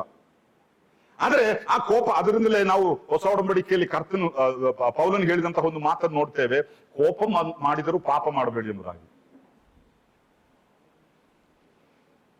ಆ ಸಿಟ್ಟನ್ನು ನಿಯಂತ್ರಿಸುವಂತಹ ಒಂದು ಗುಣ ನಮ್ಮಲ್ಲಿರಬೇಕು. ಅದನ್ನು ಬೇಗ ಸಿಟ್ಟುಗೊಳ್ಳಬಾರದು. ಶಾಲೆಗೆ ಹೋದಂತ ಸಂದರ್ಭದಲ್ಲಿ ನಮ್ಮ ಗೆಳೆಯರು ನಮಗೆ ವಿರುದ್ಧವಾಗಿ ಏನಾದ್ರೂ ಹೇಳಿದ ಕೂಡಲೇ ಸಿಟ್ಟು ಬರ್ತದೆ, ಕೋಪ ಬರ್ತದೆ. ಅವನು ಒಂದು ಹೊಡೆದ್ರೆ ಅವನಿಗೆ ಇನ್ನೊಂದು ಕೊಡ್ಬೇಕು, ಜಗಳ ಉಂಟಾಗ್ತದೆ.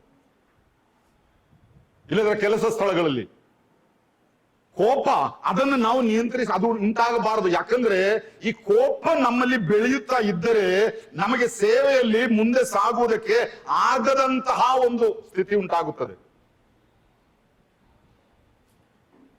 ಕೋಪ ಮಾಡುವುದರಿಂದ ನಾವು ಯಾರನ್ನು ಗೆದ್ದುಕೊಳ್ಳೋದಿಲ್ಲ, ಅದು ನಮ್ಮ ಸೇವೆಗೆ ಒಂದು ಅಡ್ಡಿಯಾಗಿರುತ್ತದೆ. ಅನ್ನ ನಿಮ್ಮ ಶಾಲೆಯಲ್ಲಿ ಆಗಲಿ, ನಿಮ್ಮ ಕೆಲಸದ ಸ್ಥಳಗಳಲ್ಲಿ ಆಗಲಿ, ನಿಮ್ಮ ಮಿತ್ರರೊಂದಿಗೆ ನೀವು ಕೋಪ ಮಾಡಿ ಜಗಳವಾಡಿದರೆ ನಾಳೆ ನಿಮಗೆ ಅವರೊಂದಿಗೆ ಸುವಾರ್ತೆ ಹೇಳುವಂತ, ಕರ್ತನ ಬಗ್ಗೆ ಸಾಕ್ಷಿ ಹೇಳುವಂತಹ ಒಂದು ಅವಕಾಶ ದೊರಕಿದ್ರು ನಿಮ್ಮ ಸಾಕ್ಷಿ ಕೇಳಲಿಕ್ಕೆ ಅವರು ನಿಲ್ಲೋದಿಲ್ಲ. ಪ್ರಾಯಸ್ಥರಾದಂತಹ ಒಬ್ಬ ತಂದೆಯವರು ನಮ್ಮ ಸಭೆಯಲ್ಲಿದ್ರು, ಈಗ ಕರ್ತನ ಬಳಿಗೆ ಸೇರಿಸಲ್ಪಟ್ಟಿದ್ದಾರೆ. ತುಂಬಾ ಪ್ರಾಯಸ್ಥರು. ಒಮ್ಮೆ ಅವರು ನನ್ನ ಹತ್ರ ಹೇಳಿದ್ರು, ಮನೆ ನನಗೆ ರೈಲ್ವೆ ಸ್ಟೇಷನ್ ವರೆಗೆ ಹೋಗ್ಬೇಕು, ಕರ್ಕೊಂಡು ಹೋಗ್ತೇವೆ ಎಂಬುದಾಗಿ. ಆಗ ನನ್ನ ಹತ್ರ ಇದ್ದದ್ದು ಒಂದು ಸ್ಕೂಟರ್. ನಾನು ಹೇಳಿದೆ, ಅಂಕಲ್ ನೀವು ಹಿಂದೆ ಕೂತ್ಕೊಳ್ಳಿ, ನಾನು ಕರ್ಕೊಂಡು ಹೋಗ್ತೇನೆ. ನಾನು ಇವರನ್ನ ರೈಲ್ವೆ ಸ್ಟೇಷನ್ಗೆ ಕರ್ಕೊಂಡು ಹೋದೆ. ಅವ್ರಿಗೆ ಏನೋ ಕೆಲಸ ಇತ್ತು. ಅಲ್ಲಿ ಹೋಗಿ ನಮ್ಮ ಸ್ಕೂಟರ್ ಅನ್ನು ಪಾರ್ಕಿಂಗ್ ನಲ್ಲಿ ಪಾರ್ಕ್ ಮಾಡಿ ಒಳಗಡೆ ಹೋಗಿ ಅವರ ಕೆಲಸ ಮುಗಿಸ್ಕೊಂಡು ನಾವು ತಿರುಗಿ ಪಾರ್ಕಿಂಗ್ ಅಲ್ಲಿ ಬಂದಾಗ ಅಲ್ಲಿ ಪಾರ್ಕಿಂಗ್ ನ ಜವಾಬ್ದಾರಿ ಹೊತ್ತಂತ ಒಬ್ಬ ವ್ಯಕ್ತಿ ಇದ್ದ, ಇದಕ್ಕೆಲ್ಲ ಟಿಕೆಟ್ ತಗೊಳ್ಳೋನು. ಅವನು ಬಂದು ಯಾವುದೋ ಕಾರಣಕ್ಕೆ ಈ ಪ್ರಾಯಸ್ಥರೊಂದಿಗೆ ಜಗಳ ಕೇಳಿದ. ಅವರ ಯಾವ ತಪ್ಪು ಇಲ್ಲ, ಯಾರೋ ಮಾಡಿದ್ದನ್ನು ಇವರು ಎಂಬುದಾಗಿ ತಿಳ್ಕೊಂಡು ಅವನು ಜಗಳ ಆಡ್ತಾ ಇದ್ದಾನೆ. ಇದನ್ನೆಲ್ಲ ಕೇಳ್ಕೊಂಡು ಇವರು ಮೌನವಾಗಿ ನಿಂತಿದ್ದಾರೆ, ಒಂದು ಮಾತು ಹೇಳೋದಿಲ್ಲ. ನನ್ನ ಮನಸ್ಸಲ್ಲಿ ಬರ್ತಾ ಇದೆ, ಅವರೇನು ತಪ್ಪು ಮಾಡ್ಲಿಲ್ಲ, ಇದು ಯಾರೋ ಮಾಡಿದ್ದಕ್ಕೆ ಅವ್ರ ಮೇಲೆ ಇವನು ರೈತಾ ಇದ್ದಾನೆ. ಅವರು ಒಂದು ಮಾತು ಹೇಳಿಲ್ಲ. ಉಣ್ಣೆ ಕತ್ತರಿಸುವವರ ಮುಂದೆ ಮೌನವಾಗಿರುವ ಕುರಿಯೋಪಾದಿಯಲ್ಲಿ ಎಂಬಂತೆ ಅವರು ಮೌನವಾಗಿ ನಿಂತ್ಕೊಂಡು ಕೇಳ್ತಾ ಇದ್ದಾರೆ. ಎರಡು ಕೈ ಹೊಡೆದ್ರೆ ಮಾತ್ರ ಅಲ್ಲ ಶಬ್ದ ಬರೋದು, ಒಂದು ಕೈ ಹೊಡೆದ್ರೆ ಶಬ್ದ ಬರೋದಿಲ್ಲ. ಅವ್ರು ಮೌನವಾಗಿದ್ರು. ಹೇಳಿ ಇವರಿಂದ ಯಾವ ಪ್ರತಿಕ್ರಿಯೆ ಇಲ್ಲ ಎಂಬುದಾಗಿ ಹೇಳಿ ಅವನು ಹಿಂದೆ ಹೋದ. ಆಮೇಲೆ ನಾನು ಈ ಅಜ್ಜನ ಹತ್ರ ಕೇಳಿದೆ, ಅಂಕಲ್ ನಿಮ್ಮ ಯಾವ ತಪ್ಪು ಇಲ್ಲ, ನೀವು ಯಾಕೆ ಮಾತಾಡ್ಲಿಲ್ಲ ಎಂಬುದಾಗಿ. ಆಗ ನನಗೆ ಅವ್ರು ಕೊಟ್ಟಂತ ಉತ್ತರ, ಮಗನ ಅವನ ಹತ್ರ ತರ್ಕಿಸಿ ಜಯಿಸುವುದು ಸುಲಭ ಆಗಿತ್ತು, ಆದ್ರೆ ಇಂದು ನಾನು ಅವನ ಹತ್ರ ತರ್ಕಿಸಿದರೆ ನಾಳೆ ಒಂದು ವೇಳೆ ಅವನೊಂದಿಗೆ ಸುವಾರ್ತೆ ಹೇಳುವ ಅವಕಾಶ ನನಗೆ ಬಂದ್ರೆ ಅದು ತಪ್ಪಿ ಹೋಗ್ತದೆ. ಕೋಪ, ಸಿಟ್ಟು, ಜಗಳ ಇದೆಲ್ಲ ದೇವಜನರ ಮಧ್ಯದಲ್ಲಿ ಇರಬಾರದು.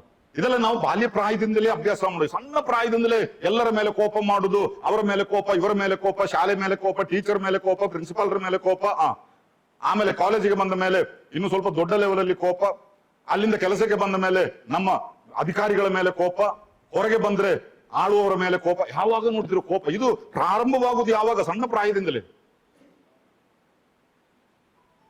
ಅಲ್ಲ, ಈ ಕೋಪವನ್ನು ನಮ್ಮ ಮಧ್ಯದಲ್ಲಿ ಇರಬಾರದು. ಅದು ವ್ಯಕ್ತವಾಗಿ ಇಲ್ಲಿ ಪೌಲನು ಹೇಳುವಂತಹ ಒಂದು ವಿಷಯ. ಎರಡನೇದಾಗಿ ಆತನು ಇನ್ನೊಂದು ವಿಷಯ ಹೇಳ್ತಾನೆ, ವಾಗ್ವಾದ, ಆರ್ಗ್ಯುಮೆಂಟ್. ಕೆಲವೊಮ್ಮೆ ನಾವು ಸುಮ್ಮನೆ ಆರ್ಗ್ಯೂ ಮಾಡ್ತೇವೆ, ಅದರಿಂದ ಯಾವ ಪ್ರಯೋಜನವೂ ಇಲ್ಲ. ಇದು ಕ್ರೈಸ್ತರ ಮಧ್ಯದಲ್ಲಿ ಇದೆ. ಕೆಲವು ಕಡೆ ಡಿಬೇಟ್ ಅಂತಾರೆ, ಯಾವುದೋ ಒಂದು ವಿಷಯ ತಗೊಂಡು ಡಿಬೇಟ್ ಮಾಡೋದು. ಅವರು ಅವರದನ್ನು ಹೇಳ್ತಾರೆ, ಇವರು ಇವರದನ್ನು ಹೇಳ್ತಾರೆ. ಕೊನೆಯದಾಗಿ we agree to disagree agreeable ಎಂಬುದಾಗಿ ಹೇಳಿ ಇಬ್ಬರು ಸೆಕೆಂಡ್ ಕೊಟ್ಟು ಹೋಗ್ತಾರೆ. ಅವ್ರು ಹೇಳಿದ ಅವರಿಗೆ, ಇವರು ಹೇಳಿದ ಇವರಿಗೆ. ಈ ಆರ್ಗ್ಯುಮೆಂಟ್ ಇಂದ ಏನ್ ಲಾಭ ಇದೆ? ಇದ್ದ ಗೆಳೆತನ ನಷ್ಟಪಡಿಸಿಕೊಳ್ಳೋದಲ್ಲದೆ. ಆದ್ರಿಂದ ಇಲ್ಲಿ ಹೇಳುವಂತದ್ದು, ಈ ಕ್ರೈಸ್ತ ಸೇವೆಯಲ್ಲಿ ವಾಗ್ವಾದ ಬೇಡ.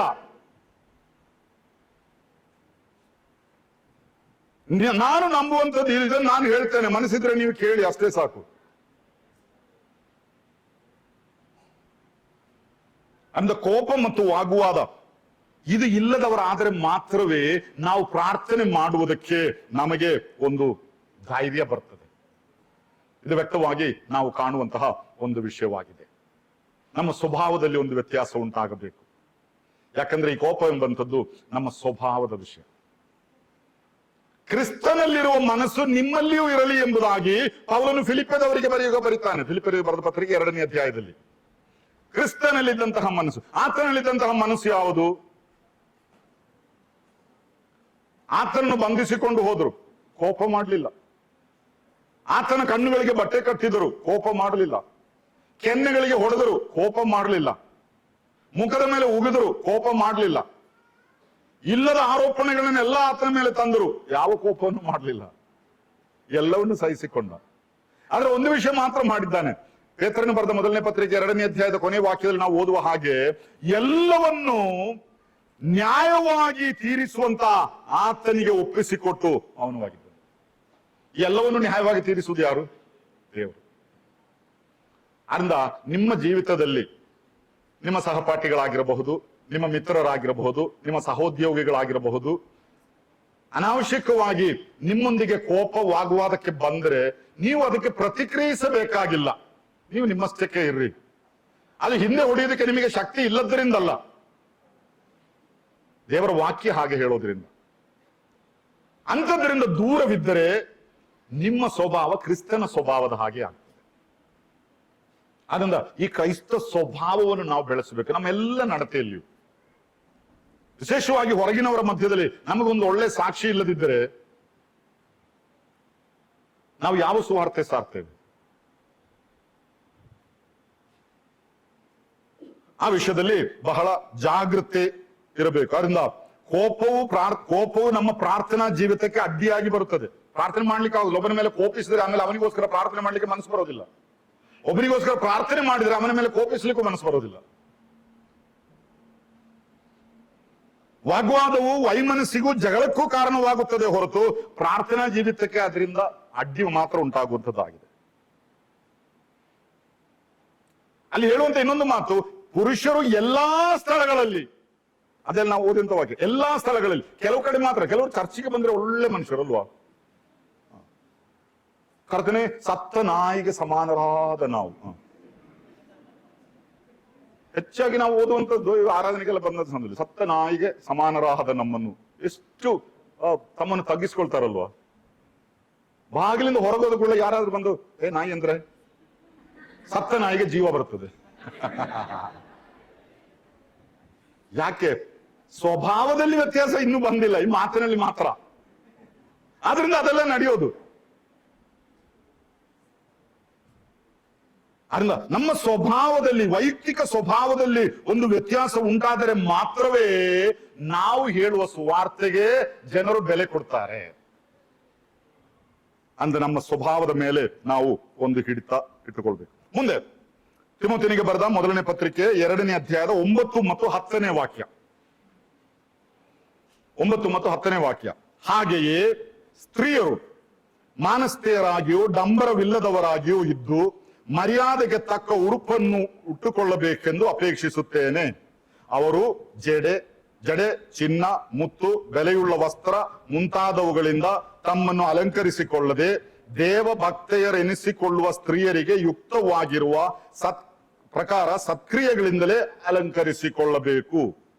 ಇಲ್ಲಿ ನಾವು ಕಾಣುವಂಥದ್ದು, ಸ್ತ್ರೀಯರು ಮಾನಸ್ಥೆಯರಾಗಿ ಮರ್ಯಾದೆಗೆ ತಕ್ಕ ಉಡುಪನ್ನು ಉಟ್ಟುಕೊಳ್ಳಬೇಕು. ಮೊದಲನೇದಾಗಿ ನಾವು ಕಾಣುವಂಥದ್ದು, ಡಂಬರವಿಲ್ಲದವರಾಗಿ ಮರ್ಯಾದೆಗೆ ತಕ್ಕ ಉಡುಪನ್ನು ಉಟ್ಟುಕೊಳ್ಳಬೇಕು.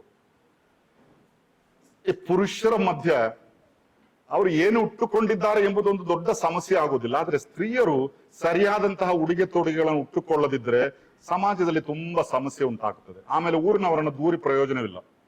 ಅವನು ನನ್ನನ್ನು ಹಿಂಗ್ ನೋಡಿದ, ಅವನು ನನ್ನನ್ನು ಹಂಗ್ ನೋಡಿದ. ಮರ್ಯಾದೆಯಿಂದ ನಾವು ಉಡುಗೆ ತೊಡುಗೆಗಳನ್ನು ಉಟ್ಟುಕೊಳ್ಳಬೇಕು ಎಂಬಂಥದ್ದು. ಅಂದ್ರೆ ಪುರುಷರು ಹೇಗೆ ಬೇಕಾದ್ರೂ ಜೀವಿಸಬಹುದು ಎಂಬುದಾಗಿ ಅಲ್ಲ. ಆದ್ರೆ ಸ್ತ್ರೀಯರು ವಿಶೇಷವಾಗಿ ಈ ವಿಷಯದಲ್ಲಿ ಬಹಳ ಜಾಗ್ರತೆ ವಹಿಸಬೇಕು ಎಂಬುದಾಗಿ ನಾವು ಕಾಣುವಂತಹ ಒಂದು ವಿಷಯವಾಗಿದೆ. ಆದ್ರಿಂದ ವಿಶೇಷವಾಗಿ ಸ್ತ್ರೀಯರು ಅದು ಯಾವಾಗ ಪ್ರಾರಂಭವಾಗಬೇಕು? ಮದುವೆ ಆಗಿ ಒಂದು 4-5 ಮಕ್ಕಳಾಗಿ ಪ್ರಾಯ ಎಲ್ಲ ಆಯ್ತು, ಇನ್ನು ಪರವಾಗಿಲ್ಲ, ಇನ್ನು ಸೀರೆ ಮಾತ್ರ ಉಟ್ಟುಕೊಳ್ತೇನೆ ಅಲ್ಲ. ಈ ಪ್ರಾಯದಲ್ಲಿ, ಶಾಲೆಗೆ ಹೋಗೋ ಪ್ರಾಯದಲ್ಲಿ ಅದನ್ನೆಲ್ಲ ಅಭ್ಯಾಸ ಮಾಡ್ಬೇಕು. ಅಪ್ಪ ಅಮ್ಮ ಏನ್ ಹೇಳ್ತಾರೋ ಅದನ್ನು ಉಟ್ಕೊಳ್ಬೇಕು. ಅಲ್ಲ, ನನಗೆ ಪೂರ್ತಿ ಮುಚ್ಚಿಕೊಂಡು ಹೋಗ್ಲಿಕ್ಕೆ ಮನಸ್ಸಿಲ್ಲ, ಒಂದು ಸ್ವಲ್ಪ ಎಲ್ಲ ಇಲ್ಲದ್ರೆ ಏನು ಬೆಲೆ ಸಮಾಜದಲ್ಲಿ. ಅಮೆರಿಕದಲ್ಲಿ ಅವರು ಹಾಗೆ, ಆಸ್ಟ್ರೇಲಿಯಾದವರು ಹೀಗೆ, ನಾವು ಇನ್ನು ಭಾರತದಲ್ಲಿ ಇದ್ದೇವ್ರಿ, ನಮ್ಗೊಂದು ನಮ್ಮದೇ ಆದ ಸಂಸ್ಕೃತಿ ಇದೆ. ನಾವು ಯಾವ ದೇಶದಲ್ಲಿದ್ದೇವೋ ಆ ದೇಶದ ಸಂಸ್ಕೃತಿಯನ್ನು ನಾವು ಗೌರವಿಸಬೇಕು. ಅದು ವಾಕ್ಯ ವಿರುದ್ಧವಾದ ವಿಷಯವೇನೂ ಅಲ್ಲ. ಅದರಿಂದ ನಮ್ಮ ಉಡುಗೆ ತೊಡುಗೆಗಳ ವಿಷಯದಲ್ಲಿ ವಿಶೇಷವಾಗಿ ಸಹೋದರಿಯರು, ಯವನಸ್ಥರೆಯಾದ ಮಕ್ಕಳು ನೆನೆಸಿಕೊಳ್ಳಬೇಕಾದದ್ದು ಮಾರಿ. ನನಗೆ ತುಂಬಾ ಸಂತೋಷವಿದೆ, ಇಲ್ಲಿ ಎಲ್ಲರೂ ಬಹಳ ಮಾನ್ಯವಾಗಿ ಉಡುಗೆ ತೊಡುಗೆ ಉಟ್ಕೊಂಡು ಬಂದಿದ್ದೀರಿ. ನೀವು ಬಂದದ್ದು ವಾಕ್ಯ ಕೇಳಲಿಕ್ಕೆ ಅಲ್ಲದೆ ನಿಮ್ಮ ಅಂದ ಈ ಕಡೆ ಇದುವರೆಗೆ ತೋರಿಸ್ಲಿಕ್ಕಲ್ಲ, ಅದು ಗೊತ್ತಾಯ್ತು ನನಗೆ. ಆದ್ರಿಂದಲೇ ಇಷ್ಟು ಚೆಂದಾಗಿ ಬಂದಿದ್ದೀರಿ. ಬಹಳ ವ್ಯಕ್ತವಾಗಿ ಇಲ್ಲಿ ನಾವು ಕಾಣುವಂಥದ್ದು, ಸಾಮಾಜಿಕವಾಗಿಯೇ ಸ್ತ್ರೀಯರು ಪುರುಷರಿಗಿಂತಲೂ ವ್ಯತ್ಯಸ್ತರಾಗಿದ್ದಾರೆ.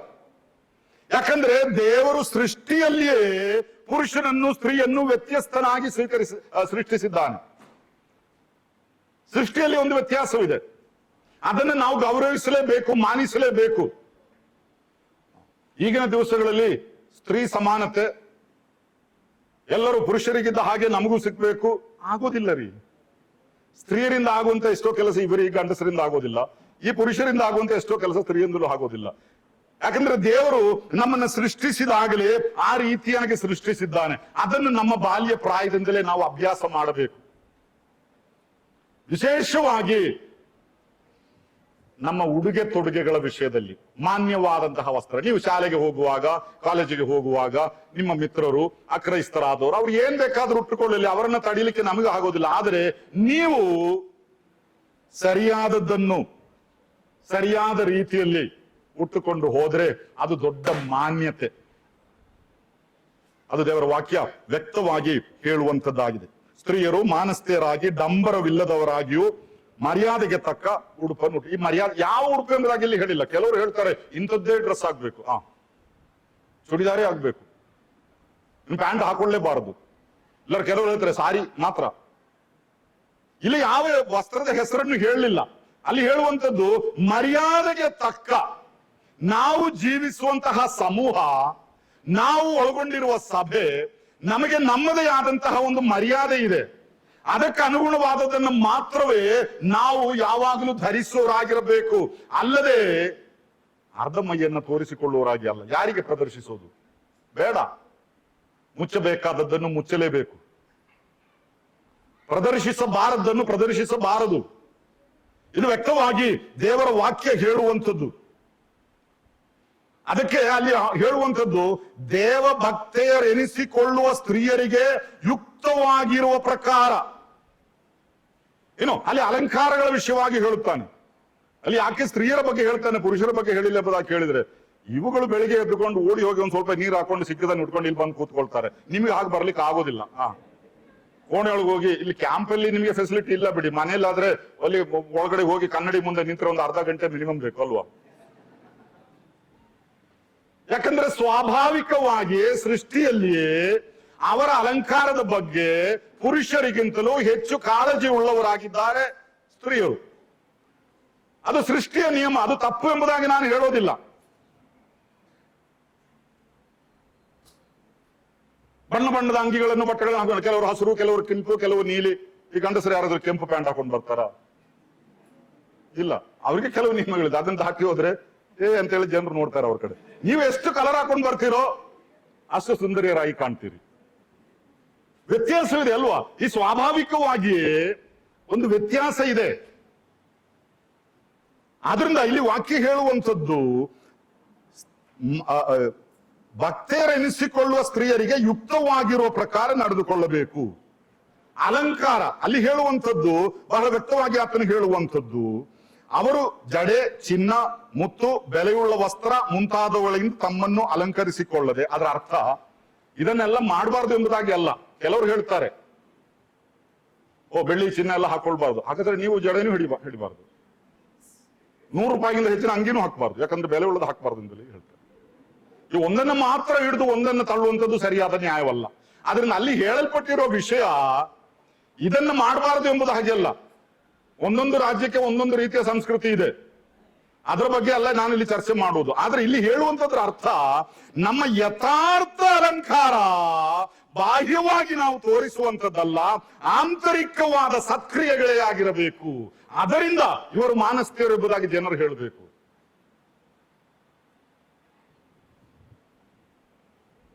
ಅದರಿಂದ ಮಧ್ಯಾಹ್ನ ಒಂದು ಕ್ಲಾಸ್ ಇದೆ, ಕ್ರಿಶ್ಚಿಯನ್ ಮ್ಯಾರೇಜ್ ಅಂತ ಎಲ್ಲರೂ ಬರ್ತೀರಿ, ನನ್ಗೆ ಗೊತ್ತು. ಆ ಟೈಮ್ಗೆ ಯಾರು ನಿದ್ರೆ ಮಾಡೋದಿಲ್ಲ. ಮದುವೆ ಬೇಡ ಅಂತ ಯಾರು ಹೇಳ್ತಾರೆ? ಎಲ್ರಿಗೂ ಆಗ್ಬೇಕು. ಬಾಕಿ ದಿವಸ ಆದ್ರೆ ಮಧ್ಯಾಹ್ನ ಸ್ವಲ್ಪ ರೆಸ್ಟ್ ಬೇಕು ಅಂತೀರ. ಆಗ ಇದ್ರ ಬಗ್ಗೆ ನಾನು ಹೆಚ್ಚು ಹೇಳ್ತೇನೆ. ಸುಮ್ಮನೆ ಈ ಹೊರನೋಟಕ್ಕಿರುವಂತ ಡ್ರೆಸ್ಸಿಂಗ್ ಅದು ಇದೆಲ್ಲ ನೋಡ್ಲಿಕ್ಕೆ ಚೆನ್ನಾಗಿದೆಲ್ಲ, ಅವಳೇ ಆಗ್ಬೇಕೆಂಬುದಾಗೆಲ್ಲ ನೆನ್ಸ್ಕೊಳ್ಬೇಡ್ರಿ. ಅದೆಲ್ಲ ದೊಡ್ಡ ದೊಡ್ಡ ಅನಾಹುತಕ್ಕೆ ಕಾರಣವಾಗ್ತದೆ. ಯಥಾರ್ಥ ಸೌಂದರ್ಯ ಹೌದು, ಆಂತರಿಕವಾದದ್ದು, ಸತ್ಕ್ರಿಯೆಗಳು. ಅದನ್ನ ಅಲ್ಲಿ ಹೇಳಲ್ಪಟ್ಟಿರೋ ಮಾತಿನ ವಿಷಯ, ನೀವು ಮರ್ಯಾದೆಗೆ ತಕ್ಕ ಅಲಂಕಾರಗಳನ್ನು ಮಾಡಿಕೊಳ್ಳಿರಿ, ಅದರಿಂದ ಯಾವ ತಪ್ಪು ಇಲ್ಲ, ಅದು ವಾಕ್ಯಕ್ಕೆ ಅನುಗುಣವಾದಂತಹ ವಿಷಯವೇ. ಆದರೆ ನಿಮ್ಮ ಯಥಾರ್ಥ ಅಲಂಕಾರ ಯಾವುದು? ಈ ಹೊರನೋಟದಲ್ಲಿ ತೋರಿಸುವಂಥದ್ದಲ್ಲ, ಸಕ್ರಿಯೆಗಳೆಂಬ ನಿಮ್ಮ ಆಂತರ್ಯದಲ್ಲಿ, ನಿಮ್ಮ ಒಳಗಿರುವ ಕ್ರಿಸ್ತಿಯ ಸ್ವಭಾವ, ಅದರಿಂದ ಜನರು ನಿಮ್ಮನ್ನು ಗುರುತಿಸಬೇಕು. ಅಲ್ಲದೆ ನಾಳೆ ಯಾರಾದ್ರೂ ಹೇಳೋಗ, ಅಲ್ಲಿ ಆ ಜೀನ್ಸ್ ಪ್ಯಾಂಟ್ ಟೀ ಶರ್ಟ್ ಹಾಕೊಂಡು ಬಂದು ಹುಡುಗಿದ್ದಾಳಲ್ಲ, ಆಗಲ್ಲ ನಿಮ್ಮನ್ನ ಗುರುತಿಸಬೇಕಾದದ್ದು. ಆ ಭಕ್ತೆಯಾದವಳು ಯಾವಾಗಲೂ ಪ್ರಾರ್ಥನೆ ಮಾಡ್ತಾ ಇದ್ದಳು, ಸಭೆಯಲ್ಲಿರುವಾಗ ಯಾವಾಗಲೂ ತಲೆಗೆ ಬಟ್ಟೆ ಹಾಕೊಳ್ತಾ ಇದ್ಳು, ಹಾಗೆ ಗುರುತಿಸ್ಬೇಕು. ಇದೆಲ್ಲ ನನ್ನ ಕಿಸೆಯಿಂದ ಹಾಕೋದಲ್ಲ ರೀ. ವಾಕ್ಯದಲ್ಲಿ ಹೇಳಿದಂತ ಮಾತನ್ನು ಬೇರೆ ಯಾರು ಮಾತಾಡೋದಲ್ಲ. ಈ ತರ ಮಾತಾಡಿದ್ರೆ ಏನೋ ಕೆಲವರಿಗೆ ಬೇಸರ ಆಗ್ತದೆ. ಯಾರಿಗೆ ಬೇಸರ? ಅವರೆಲ್ಲ ನಗ್ತಾ ಇದ್ದಾರೆ ನೋಡಿ. ಯಾರಿಗೂ ಬೇಸರ ಆಗ್ಲಿಲ್ಲ, ಒಳ್ಳೇದಾಗಿಲ್ಲ ಇಷ್ಟೆಲ್ಲ ಹೇಳಿದ್ದು. ಇನ್ನಾದ್ರೂ ಸ್ವಲ್ಪ ಜಾಗೃತೆಯಿಂದ ಇರ್ಬೋದು ಅಲ್ವಾ? ಇದು ವ್ಯಕ್ತವಾಗಿ ದೇವರ ವಾಕ್ಯ ಹೇಳುವಂತಹ ಒಂದು ವಿಷಯವಾಗಿದೆ. ಇನ್ನು 7ನೇದಾಗಿ, ಸ್ತ್ರೀಯರ ಪ್ರಾಥಮಿಕ ಸೇವೆ ಉಪದೇಶ ಮಾಡುವುದು, ಅಧಿಕಾರ ನಡೆಸುವುದೋ ಅಲ್ಲ. ಅದರ 11 ಮತ್ತು 12ನೇ ವಾಕ್ಯವನ್ನು ಓದುವುದಾದ್ರೆ, ಸ್ತ್ರೀಯರು ಮೌನವಾಗಿದ್ದು ಪೂರ್ಣ ವಿಧೇಯರಾಗಿ ಉಪದೇಶವನ್ನು ಕೇಳಬೇಕು. ಉಪದೇಶ ಮಾಡುವುದಕ್ಕಾಗಲಿ ಪುರುಷರ ಮೇಲೆ ಅಧಿಕಾರ ನಡೆಸುವುದಕ್ಕಾಗಲಿ ಸ್ತ್ರೀಯರಿಗೆ ನಾನು ಅಪ್ಪಣೆ ಕೊಡುವುದಿಲ್ಲ, ಅವರು ಮೌನವಾಗಿರಬೇಕು. ಇವರು ಮೌನವಾಗಿದ್ದು ಪೂರ್ಣ ವಿಧೇಯರಾಗಿ ಉಪದೇಶವನ್ನು ಕೇಳಬೇಕು. ಅವರು ಅಧಿಕಾರ ನಡೆಸಬಾರದು, ಉಪದೇಶ ಮಾಡಬಾರದು. ಯಾಕೆ? ನಾವು ಉಪದೇಶ ಮಾಡಿದ್ರೆ ಏನು ಸರಿ ಆಗುದಿಲ್ವಾ? ಪುರುಷರಿಗೆ ಉಪದೇಶ ಮಾಡಬಾರದು ಎಂಬುದಾಗಿ ಅಲ್ಲಿ ಹೇಳಿದ್ದು. ಸ್ತ್ರೀಯರಿಗೆ ಉಪದೇಶ ಮಾಡ್ಬೇಕು, ಅದು ನಿಮ್ಮೊಳಗೆ ಬಿಟ್ಟಿರುವಂತ ವಿಷಯ. ಈ ಕಡೆ ಯಾರು ಅದರಲ್ಲಿ ಕೈ ಹಾಕೋದಿಲ್ಲ. ಆದ್ರೆ ಇಲ್ಲಿ ಹೇಳಲ್ಪಟ್ಟಿರುವಂತದ್ದು, ಸಭೆಯಲ್ಲಿ ಇರುವ ನಾಯಕತ್ವ, ಉಪದೇಶ, ಅಧಿಕಾರ ಅದು ಸ್ತ್ರೀಯರಿಗೆ ಕೊಡಲ್ಪಡಲಿಲ್ಲ. ಅದು ದೇವರ ವಾಕ್ಯದಲ್ಲಿ ಬಹಳ ವ್ಯಕ್ತವಾಗಿ ಹೇಳಿರುವಂತಹ ಒಂದು ವಿಷಯವೇ ಆಗಿದೆ. ಅದರಿಂದ ಅದನ್ನು ನಾವು ಅರ್ಥ ಮಾಡಿಕೊಳ್ಳಬೇಕು. ಈ ಎಲ್ಲಾ ವಿಷಯಗಳಿಗೆ ಈ ದೇವರ ವಾಕ್ಯದಲ್ಲಿ ಸ್ತ್ರೀಯರಿಗೂ ಪುರುಷರಿಗೂ ಒಂದು ವ್ಯತ್ಯಾಸ ಕಲ್ಪಿಸಿ, ಅವರ ಅಧೀನತೆ, ಅವರು ತಲೆ ಮುಚ್ಚಿಕೊಳ್ಳಬೇಕು, ಇವರು ಮುಚ್ಚಿಕೊಳ್ಳಬಾರದು, ಇವರು ಎದ್ದು ನಿಂತು ಸ್ತೋತ್ರ ಮಾಡಬೇಕು, ಅವರು ಮೌನವಾಗಿ ಇರಬೇಕು. ಕೆಲವರು ಹೇಳ್ತಾರೆ ಪೌಲನಿಗೇನೋ ಸ್ತ್ರೀಗಳ ಮೇಲೆ ವಿರೋಧ ಇತ್ತು ಆದ್ರಿಂದ ಹೇಳಿದ್ದು ಎಂಬುದಾಗಿ. ಅಲ್ಲ, ಪೌಲನಿಗೆ ಯಾವ ವಿರೋಧನೂ ಇರಲಿಲ್ಲ. ಅಲ್ಲಿ ಸೃಷ್ಟಿಯಿಂದಲೇ ಹೀಗೆ ಇತ್ತು ಎಂಬುದಾಗಿ ಆತನು ಹೇಳ್ತಾನೆ. ಎಲ್ಲ ವಿವರಿಸಲಿಕ್ಕೆ ಟೈಮ್ ಇಲ್ಲ, ಟೈಮ್ ಆಗ್ತಾ ಬಂತು.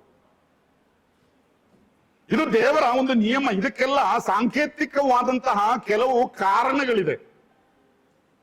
ಯಾಕಂದ್ರೆ ಪುರುಷನು ಕ್ರಿಸ್ತನಿಗೂ ಸ್ತ್ರೀಯು ಸಭೆಗೂ ನೆರಳಾಗಿ ದೇವರ ವಾಕ್ಯದಲ್ಲಿ ನಾವು ನೋಡುತ್ತೇವೆ. ಸಭೆಯು ಕ್ರಿಸ್ತನಿಗೆ ಅಧೀನರಾಗಿರುವ ಪ್ರಕಾರ ಎಂಬುದಾಗಿ ನೋಡ್ತೇವೆ. ಅದರಿಂದ ಇದರಲ್ಲಿ ಎಲ್ಲ ನಾವು ಪ್ರದರ್ಶಿಸುವಂತದ್ದು ಏನು? ಕ್ರಿಸ್ತನಿಗೂ ಸಭೆಗೂ ಇರುವ ಆ ಸಂಬಂಧ, ಆ ನೆರಳು. ಅದಕ್ಕೋಸ್ಕರ ಅಲ್ಲದೆ ನಮ್ಗಿಂತಲೂ ಚೆನ್ನಾಗಿ ಪ್ರಸಂಗ ಮಾಡ್ಲಿಕ್ಕೆ ಗೊತ್ತಿದ್ದವ್ರು ಈ ಕಡೆ ಇದ್ದಾರೆ ಎಂಬುದಾಗಿ ನನಗೆ ಗೊತ್ತ್ರಿ. ಅದರಿಂದ ನೀವು ಮೌನವಾಗಿರ್ರಿ, ಉಪದೇಶ ಮಾಡಬೇಡ್ರಿ ಎಂಬುದಾಗಿ ಹೇಳಿದಾಗ ಅದರ ಅರ್ಥ ಅವರಿಗೆ ಗೊತ್ತಿಲ್ಲ ಎಂಬುದಾಗಿ ಅಲ್ಲ. ಅದಕ್ಕೆ ಸಾಂಕೇತಿಕವಾದ ದೇವರ ವಾಕ್ಯಕ್ಕೆ ಅನುಗುಣವಾದ ಕೆಲವು ಕಾರಣಗಳಿದೆ. ಅದನ್ನ ಅವರು ಮೌನವಾಗಿರಬೇಕು, ಅವರು ಅಧೀನತೆಯಲ್ಲಿ ಇರಬೇಕು ಎಂಬುದಾಗಿ ಹೇಳುವಾಗ ಅದರ ಮೊದಲನೇ ವಾಕ್ಯವನ್ನು ನೀವು ನೆನೆಸಿಕೊಳ್ಬೇಕು. ಪುರುಷರು ಕೈಗಳನ್ನೆತ್ತಿ ಪ್ರಾರ್ಥನೆ ಮಾಡಬೇಕು. ಇಲ್ಲಿ ಒಂದು ವಿಷಯ ನಾನು ಹೇಳುತ್ತೇನೆ. ಸಾಧಾರಣವಾಗಿ ಒಂದು ವೇಳೆ ಇದನ್ನು ನೀವು ಕೇಳಿರ್ಲಿಕ್ಕಿಲ್ಲ. ಒಂದು ಸ್ತ್ರೀ ಸಭೆಯಲ್ಲಿ ಬಹಿರಂಗವಾಗಿ ಅಧಿಕಾರ ನಡೆಸುವುದು, ಉಪದೇಶ ಮಾಡುವುದು ವಾಕ್ಯಕ್ಕನುಗುಣವಾಗಿ ಎಷ್ಟು ಅವಮಾನಕರವಾಗಿದೆಯೋ ಅಷ್ಟೇ ಅವಮಾನಕರವಾಗಿದೆ ಒಬ್ಬ ಪುರುಷನು ಅವನ ಸಭೆಯಲ್ಲಿ ಒಮ್ಮೆಯಾದರೂ ಎದ್ದು ನಿಂತು ಪ್ರಾರ್ಥನೆ ಮಾಡುವುದಕ್ಕೂ ಸ್ತೋತ್ರ ಕೊಡುವುದಕ್ಕೂ ಮುಂದೆ ಬರದಿದ್ದರೆ.